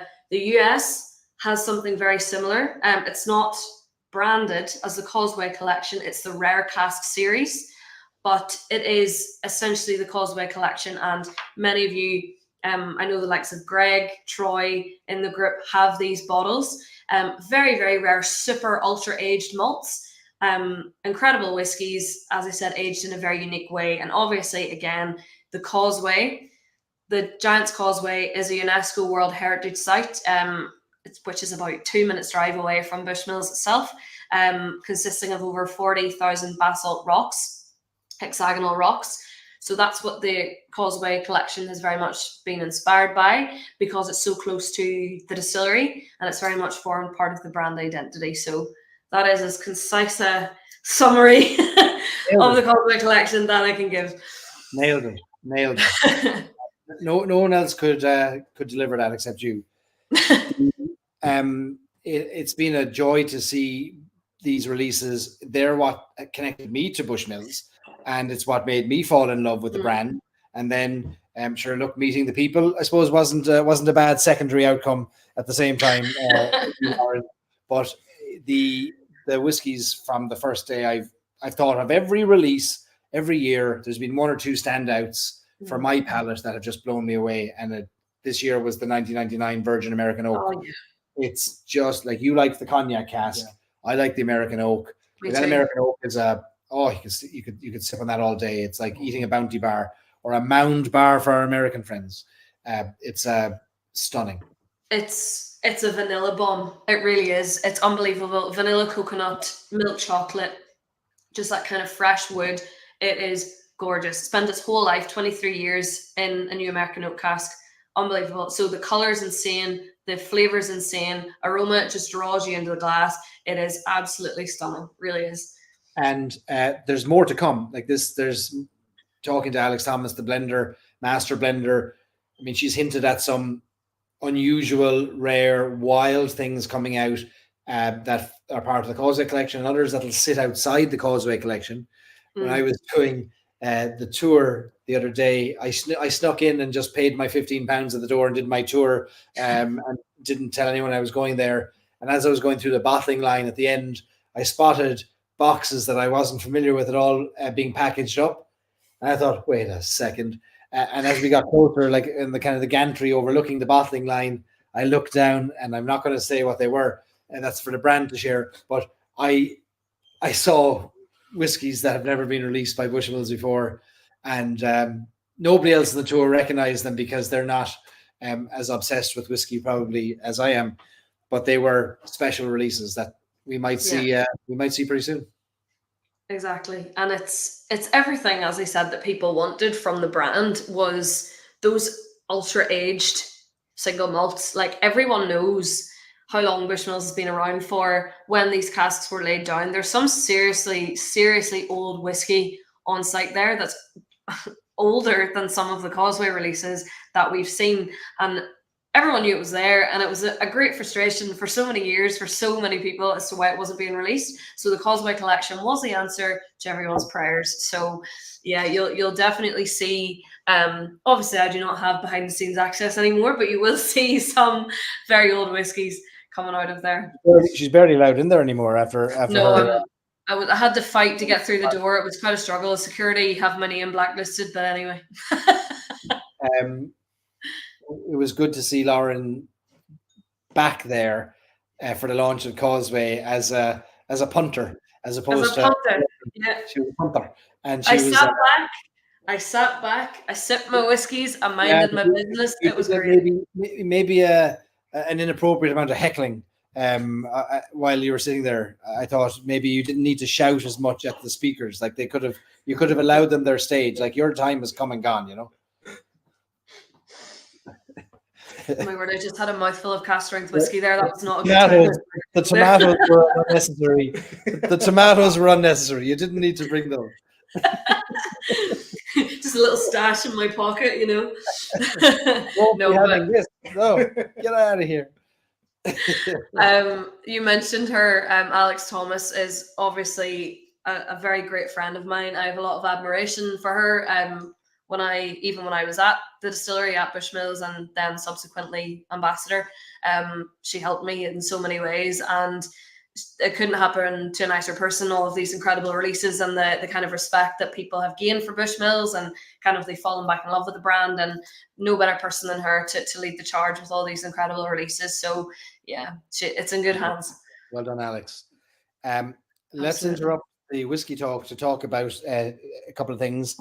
This lovely glass here is not just a small glass very close to the camera. It happens to be a very big glass far away from the camera, because here's a regular size Glencairn, and here's the party Glencairn, which we're going to call it Stories of Party Glencairn. I didn't plan on making this available, but if people want it, we can have these made. So I will send out an email to the community asking if you want this. But so what will happen is Cam's like, yeah, we want this. I will say it's very heavy and it's not cheap, but if you want it, it can be had. So this is about $200 to have made, but it's for the person who has everything else. You've already got all the other stuff. You've got one space on your shelf. If we do want these, I can have these shipped to our fulfillment center in America, and we can get these out to you. But Callum is also modeling 2 other glasses this evening. He doesn't, maybe he didn't realize, but we do have our Crystal Cut Glencairn and our regular Stories and Sips Glencairn that are being made and produced at the moment. So we're going to make these available to you as well, folks. And if you want those, we'll ask for a bit of pre-ordering so we can get our numbers right.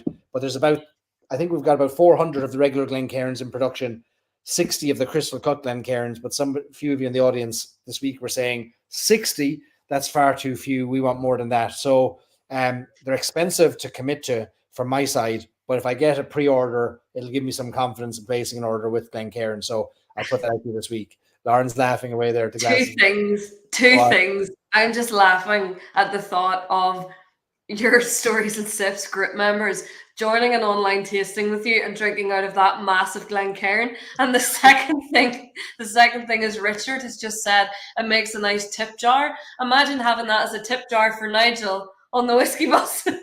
You, Callum, at the end of the bar. I'm going to take that one. Stories, Sips and Tips. Stories, Sips and Tips. Absolutely. You need to have one of them made for me. Seriously. If he tells you a story and he gives you a sip, he deserves a tip. Oh yeah, I'm using that as my tagline. That's a great question. How much does it actually hold? I think it's 5 liters. Oh, okay, nice. I can work with that. Is there a way of finding out?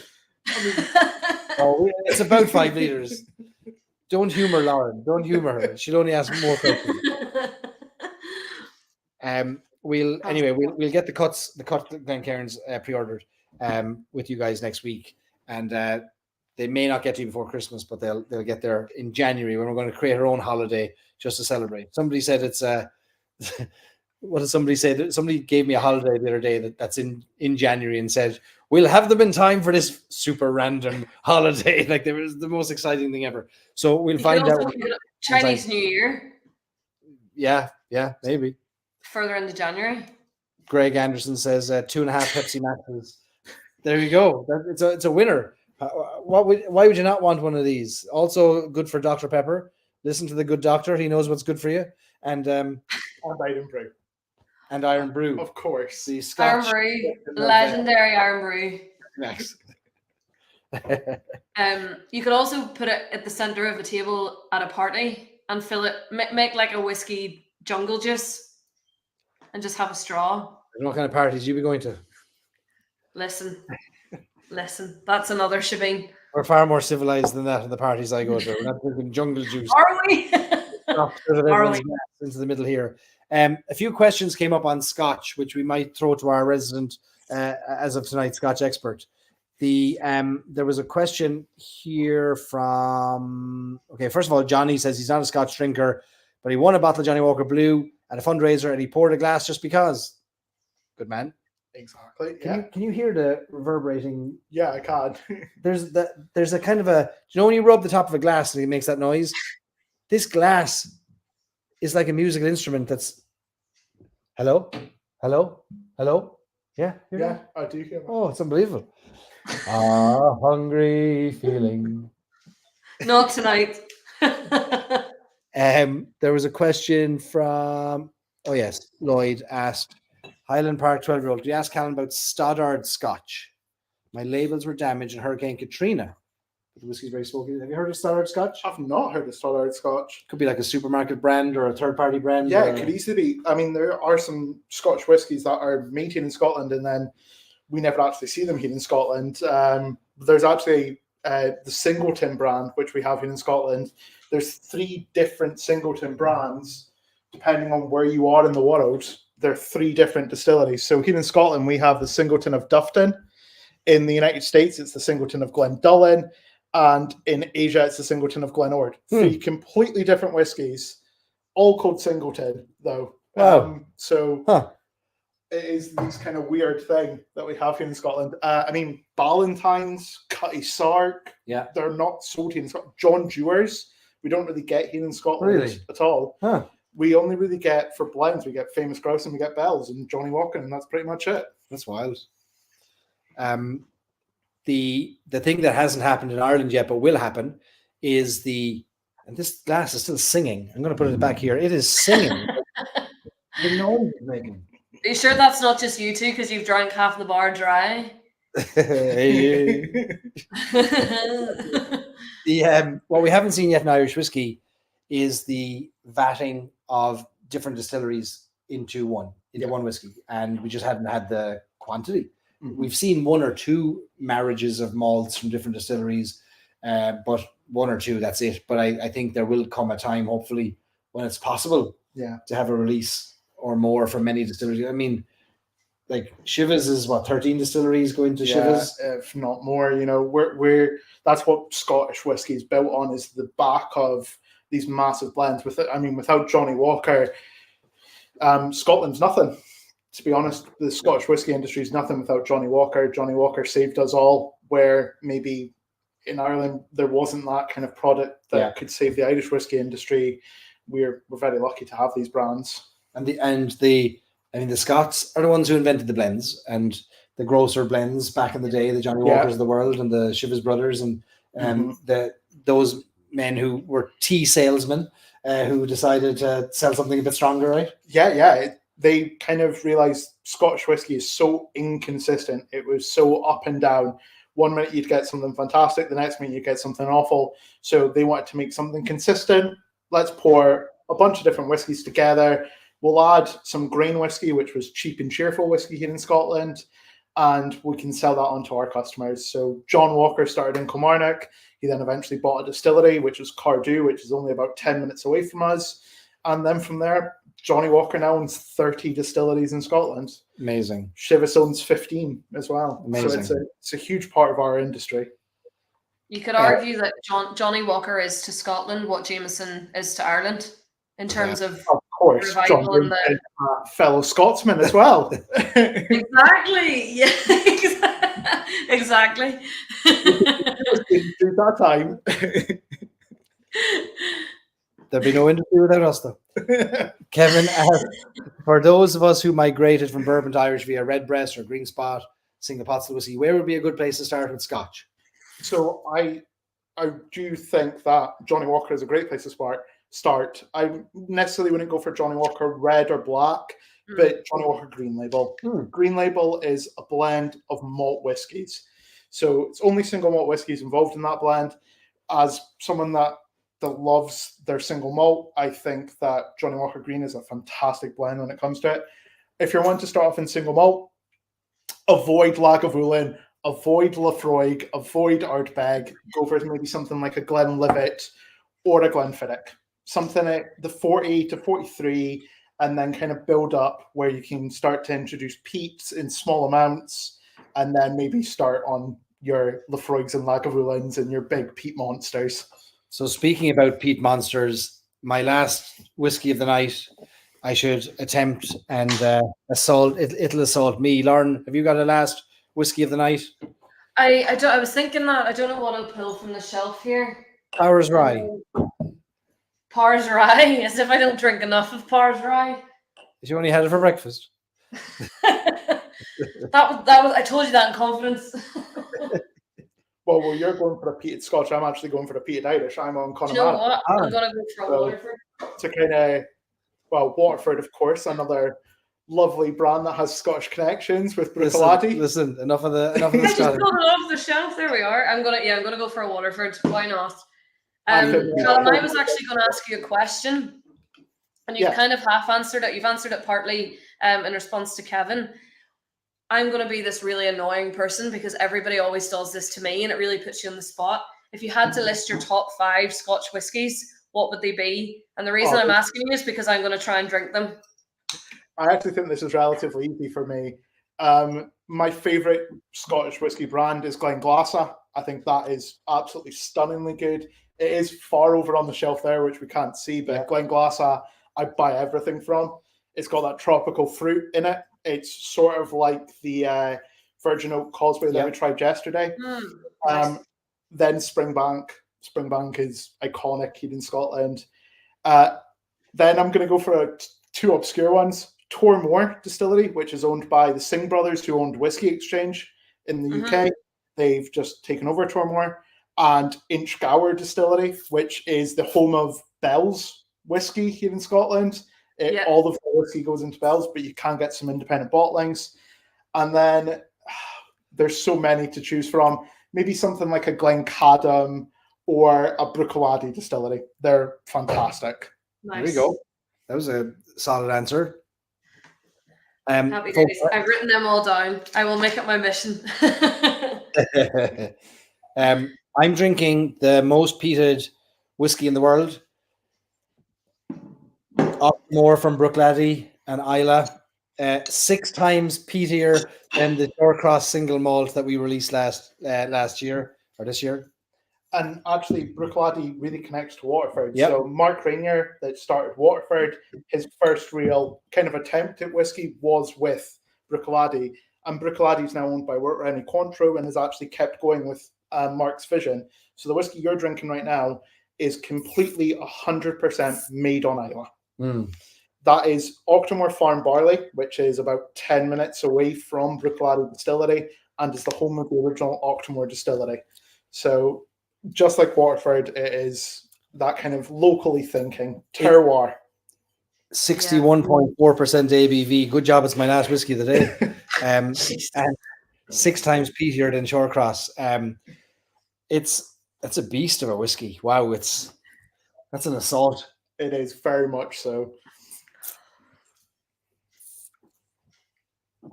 But you know what? That's actually lovely. I'm on a flavor mission. Yeah. So I don't care whether something is what it's called or how it's made or like that's important once I've nailed the flavor. Like I love that thing. Now tell me how it's made. And so when you put something in front of me like this, where you say it's made to the highest peat possible, you kind of want to try to know, okay, what's that flavor? It is there is that iodine is there, but it's not as powerful as I thought it would be. No, there's something to be said for going for something so extreme just for the sake of going for something extreme.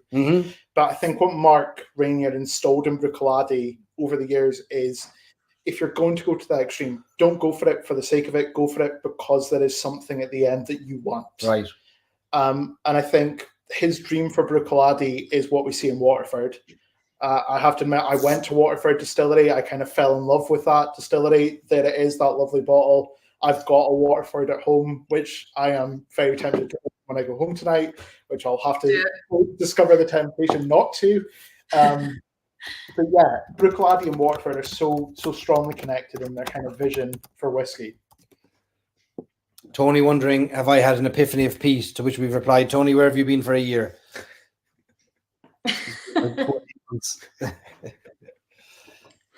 But But you've had an epiphany on Scotch whiskey. That's the main thing. I have a great respect for what's happening in Scotland and a great enjoyment for what's being produced and only scratching the surface. I mean, it's a dangerous thing having Scott Speyside closer to me than Donegal distilleries are to Cork. True. Sure, Edinburgh. Edinburgh's only a 40-minute flight from Belfast. You're barely in the air and you're back down. Hour from Cork. Yeah. We need an Irish Whiskey Experiences team meeting in Scotland to explore experience. We've been saying this for the past 3 months, so I feel like we need it. I'm gonna take the reins on this. I'm gonna ask you and Anthony if you're free on a certain weekend in January, and we're gonna do it. Okay. Your reluctance scares me. I mean, you could just do Edinburgh for a weekend and have a great whiskey experience. Oh, right. I'm tempted to do that before Christmas. I won't lie, for the Christmas markets as well. I'll see. I mean, Edinburgh, we're very lucky. There's 2 new distilleries in Port of Leith and Holyrood. Holyrood's just released their first ever whiskey. Yep. I think they're going to go and have a look at it. I've been to both of them last week. Both of them last week. I mean, Holyrood, for 3-year-old whiskey, I don't think there's a better 3-year-old out on the market right now. Fantastic whiskey. And then we've got Johnny Walker. We've got the Scottish whiskey experience. Yeah. We've got bars like Scotch the Balmoral and Chukter's Landing, which are fantastic whiskey bars. There was one I walked past outside Holyrood. I didn't go in. It was called the Witchy or the Midgy. The Witchery. No, not the Witchery. It's the something Midge, Witchy Midge. Oh, it could easily be. And it says on the door, voted world's best whiskey bar a number of years in a row. And I looked up online, and sure enough, it had all these accolades. Whiskey Midge, and there's someone never even heard of it. No. Whiskey Midge, or Are you sure that wasn't after you'd come out of the distillery after about 8 whiskeys that you found that? I was crawling along the ground and I saw this sign, right? Kane's just said, try living in not Cork. Most things are closer. Truth.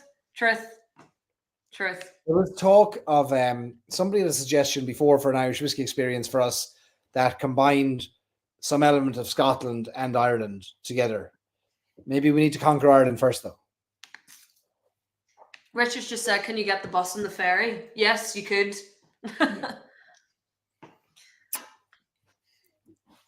We'll pick Callum up on this side. He can give us the tour on this side. Oh, happily. Combination. That'd Sounds be great. Good. We'll take care of the RN. We have almost 2 hours done, and poor Callum, he's got a bed he needs to go to tonight, and the hotel needs their bar back at some point. So if you have any questions for Callum on Scotch, if you have any questions on our whiskey experiences, on Bushmills, on our glassware, on our t-shirts. By the way, thank you so much for everyone who bought a t-shirt, Stories and Sips t-shirt, Irish Whiskey Cans in America t-shirt. They're all available online, shop storiesandsIps.com, and some great sweatshirts there too, if you have the interest. And if you're not a member of our club, just go to storiesandsIps.com/club. So a funny story, I think we got a new member to the club tonight, sitting here at the bar, because I started having a conversation with a couple. This is the craziest story.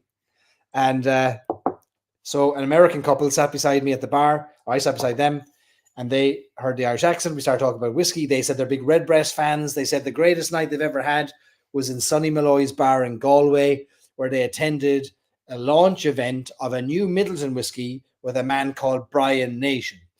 Brian Nation, of course, the master distiller. And I said, what year were you there? They said 2019. I said, yeah, I was at that event. And they said, what? So he pulls up the video that he took at the event, showed me the video, and there's me in the corner at the same event. What a small world! What a small world! They're from Pennsylvania, from Philadelphia, and big whiskey fans, big Redbreast fans. So I think we've got new club members. If you want to join in advance of getting hold of our W.D. O'Connell whiskey releases, now's your chance, folks. They'll be available individually or as a bundle. And I really want people to try these. I'm going to put them up on the screen here again so you can see them really quickly. There you go. We've discovered over the past year through the club the joy and beauty that can be found in whiskies that don't have to be 20 or 25 years of age, because we've had incredible 4-year-old release from Cologne, we released to our group, 6-year-old release from Shorecross, now we're releasing these 5-year-old whiskies from W.D. O'Connell. What I'm most interested in sharing about these two whiskies is who they benefit. So money raised from these whiskies is going to go to support Cork Penny Dinners, a very important cause that supports those who can't afford a hot meal any day of the week. So we're going to try and raise $3,000 that we can give to Cork Penny Dinners before Christmas. Bottle number 1 of each of our releases will be auctioned off via irishwhiskeyauctions.com. The money raised from that will go to Cork Penny Dinners. And interestingly, with this release is the number of independent businesses and their families / employees that get supported with this. These whiskies were originally distilled 5 years ago at Great Northern Distillery, an independently owned distillery in Ireland. They were then acquired by W.D. O'Connell, an independently owned, family-owned business in County Waterford. They will be shipped to Lighthouse Drinks in Cork to fulfill them, an independently owned, family-owned business. Stories and Sips, an independently owned, family-owned business, gets support from it, and Cork Penny Dinner. So independence all the way through with this release. And we're all about trying to support those who, for whom a release like this as a whiskey company can actually make the difference to them, not just to us. And 560 bottles of whiskey for a small company to sell to us is the difference between paying a bill this month or having overdue. Not saying W.D. O'Connell has any overdue bills, but for a small whiskey company, it can make the big difference. So thank you for the support that you've given to all of our releases to date. And again, I say it now, as I said before, there is no obligation to purchase this. Do not go into financial trouble to purchase whiskey. It's not worth it. If you can't buy these whiskies, we'll have many more to come. You're under no obligation to purchase these whiskies. We make them available, but again, there's no obligation. We'd love if you can, but like we said, only do it if it's financially responsible to do so. All right. What have I missed, Lauren? Do you know the one thing that we didn't mention, and it's just come into my head? Wait, the Charles Doig link between the hotel and the distillery. No, we did. We said at the start of the night. Very briefly, though, we didn't explain the Bushmills side of it. We did. We said that too. Did we? Yeah, where were you? Sure. You tuned out there for about 5 minutes. I think you No, we mentioned he designed the hotel, but we didn't mention the pagodas properly. It doesn't matter. That's for another one. Yeah, so in Scotland, it's quite common to call the top of the malting floors that we have, because we've always malted barley here in Scotland. That's kind of one of the main. Yeah, there we go. There's your Bushmills. So yeah, that pagoda at the top is not actually a pagoda. It's actually from a Chinese design, which was discovered by Charles Doig, who was Scotsman, who in the 1890s kind of chose the perfect time to get into whiskey architecture. He's built a huge amount of the distilleries here in Scotland. I saw someone mention Highland Park earlier. Highland Park is a Charles Doig distillery. There's so many famous ones. Anytime you see a pagoda, it is a Charles Doig invention, and they're called Doig ventilators. He is a hero in Scottish whiskey and whiskey worldwide. Without him, the whole landscape of whiskey would look really different to what it does now. And as you're driving around Speyside, the signs for the malt whiskey trail are all just the pagoda, the ventilator. Yeah, exactly. It's kind of become the unofficial symbol of Scottish whiskey. And there we go. And Bushmills is the only distillery he ever designed, right, Lauren? Yeah, so this is the only distillery in Ireland you'll actually see the pagoda roofs a feature of. So the building that you see there with the old Bushmills, you can just read the writing sort of on top of the building there. It is the most photographed building in the distillery without fail. If you Google the old Bushmills distillery, that's the first image that will appear. So it was designed by Charles Doig, as we've just talked about, in 1910, and it was constructed by 1913. So that building there served as the malt barn up until 1971, and then Bushmills started to source their malted barley from elsewhere in Ireland. So now they would source their barley from the likes of the Malting Company of Ireland and also Minch Malt. At one time as well, Bushmills did actually malt barley for Guinness, which is not very widely known, but in the sort of early 1900s they would have malted barley for Guinness as well. So that building In use as a malting barn until 1971. It's now the gift shop, the bar, and the restaurant area. Wow, how about that? Actually, fun little thing about Charles Creek Doig. So the first distillery he ever designed was called Dalhousie, which is just on the other side of the river from us right now. Dalhousie, he designed it in the early 1890s, and 5 months after he designed it, it went up in flames because of the pagoda. And he changed the design very quickly to realize maybe not set the distilleries alight at the same time. That's funny. And for those of you who say, I don't like peated whiskey, I like Irish whiskey, you'll be surprised to learn that those ventilators saw much peat smoke come through them in the back in the 1800s when Bushmills made a peated whiskey, because there was no other whiskey that could have been made really around that time. So that disappeared around 100 years ago. But there was peated whiskey in Bushmills. And double distilled. Yeah, that's a fact. In fact, up until the 1990s, you could get there was a peated malt component made in Bushmills. Crystal malt. I've tasted it. I've tasted a peated malt from the 1960s. Very different to the distillate you'd recognize from Bushmills today. But listen, everything's ever changing. So horses for courses. A couple of questions. Will there be a limit on the WD O'Connell bundles? No, Scott. There should be plenty available. First come, first serve. This is the biggest order we've ever made for whiskey. Normally we do a 300 bottle release, approximately 200 to 300 bottle release. We're now up to 560 with this. So I suspect we'll have plenty for everybody, and that some will be available for weeks to come, which is not a bad thing for a whiskey club to have things available for new members. Everything has sold out within a week or two that we've released so far, and that's good. But also, I think there will be a time, whether it's this release or in the future, where it's okay that something sits on the shelf, and when you come back and you order it again with the next release, you can bundle them together and save on shipping. That's not a bad thing either. But yeah, first come, first serve, as many as you want, no limit on anything. We have about 150 of the bundles ready to go with all the swag. And if we need more than 150 bundles, we'll have to talk to Dahi O'Connell at WD O'Connell and see if he'll put together some more glassware for us. But we'll figure it out as we go, like we always do. And we won't let you down whatever happens. Dave says, crystal info, please, because Dave must have been asleep while we were talking about the crystal glasses. Dave, we need you to pay attention for every minute of our... He just rejoined. He rejoined, in fairness to him. Okay, he rejoined, demanding answers for the information missed. So our Crystal Glencairn is there. We're going to do a pre-order link. Would you let me get back to Ireland first, and then I'll get some time to put these things together. I have a 4-hour drive ahead of me tomorrow, a 3.5-hour drive to Glasgow, and then the next day another 2-hour drive to the ferry, and then on to Belfast, and then on to Cork. But once I get back, we'll get there. What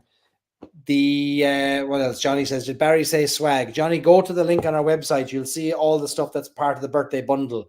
I often wonder whether my posts get seen by everybody, the emails get read. I think it's obvious they don't all get seen because there's a lot of information we share. Our website has everything all the time updated, storiesandsips.com.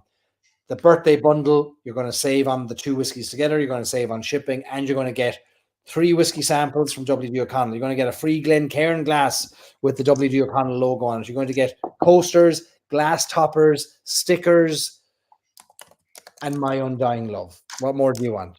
What more do you want? That's it. I think we've covered it all, Lauren, have we? Yeah.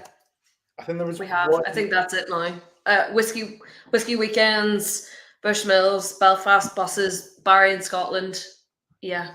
Callum, you said we missed one thing to read. There was one question earlier on that I saw just about independent bottlings here in Scotland that I thought would actually kind of fit for also Irish whiskey, where to get some good independent bottlings. So for me, when it comes to Scotch whiskey, I think Cadenheads, which do every type of whiskey under the sun pretty much, is a fantastic place if you want to get independent bottlings. You'll get Irish, you'll get Indian, you'll get Tennessee, you'll get Kentucky, you'll get Scottish, everything there. So independent bottling, Cadenheads. There you go. You've heard it here first, folks.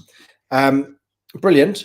Well, folks, thanks for tuning in. Lauren, first of all, let us congratulate you on a great job for the Belfast Whiskey Weekend, which was an expected success because you were leading it.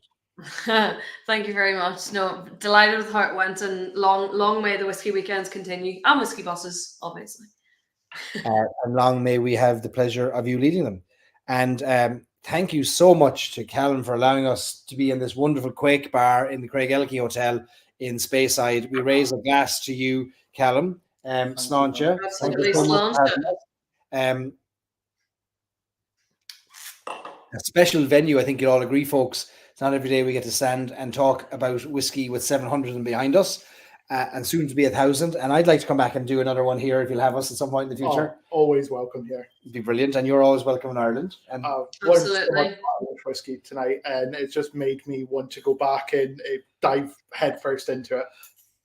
We'll throw you in. You're always welcome. Two Celtic nations togetable. Sure, we're just the same liquid. You're more than welcome. Ireland together. Unstoppable. If you're planning a trip to Scotland, be sure to check out the Craigellachie Hotel in Speyside, and it's right in the heart of the biggest whiskey producing region on planet Earth, Speyside, one of the 5 Scottish whiskey regions. So give it a visit. But go to Ireland first, of course. Don't be in any rush to get to Scotland now. Don't be in any rush to get to Scotland. Scotland first. And if you joined us late, you can watch this recording anytime on our Stories and Sips YouTube channel, youtube.com/Stories and Sips.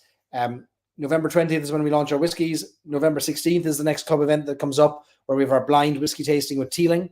Don't forget that. We've got the master distiller from Teeling and their global brand ambassador joining us to lead us on a 4 whiskey blind tasting, which hundreds of you already got your kits. So that's on November 16th at 7 p.m. Eastern. That's Thursday coming. So set your clocks, watches, or abacuses or sundials or whatever it is you use to monitor the times. And we'll see you on Thursday night. Otherwise, folks, have a great night. And thanks again to Callum and Sláinte. We'll have a good night, everybody. Cheers. Sláinte, everyone.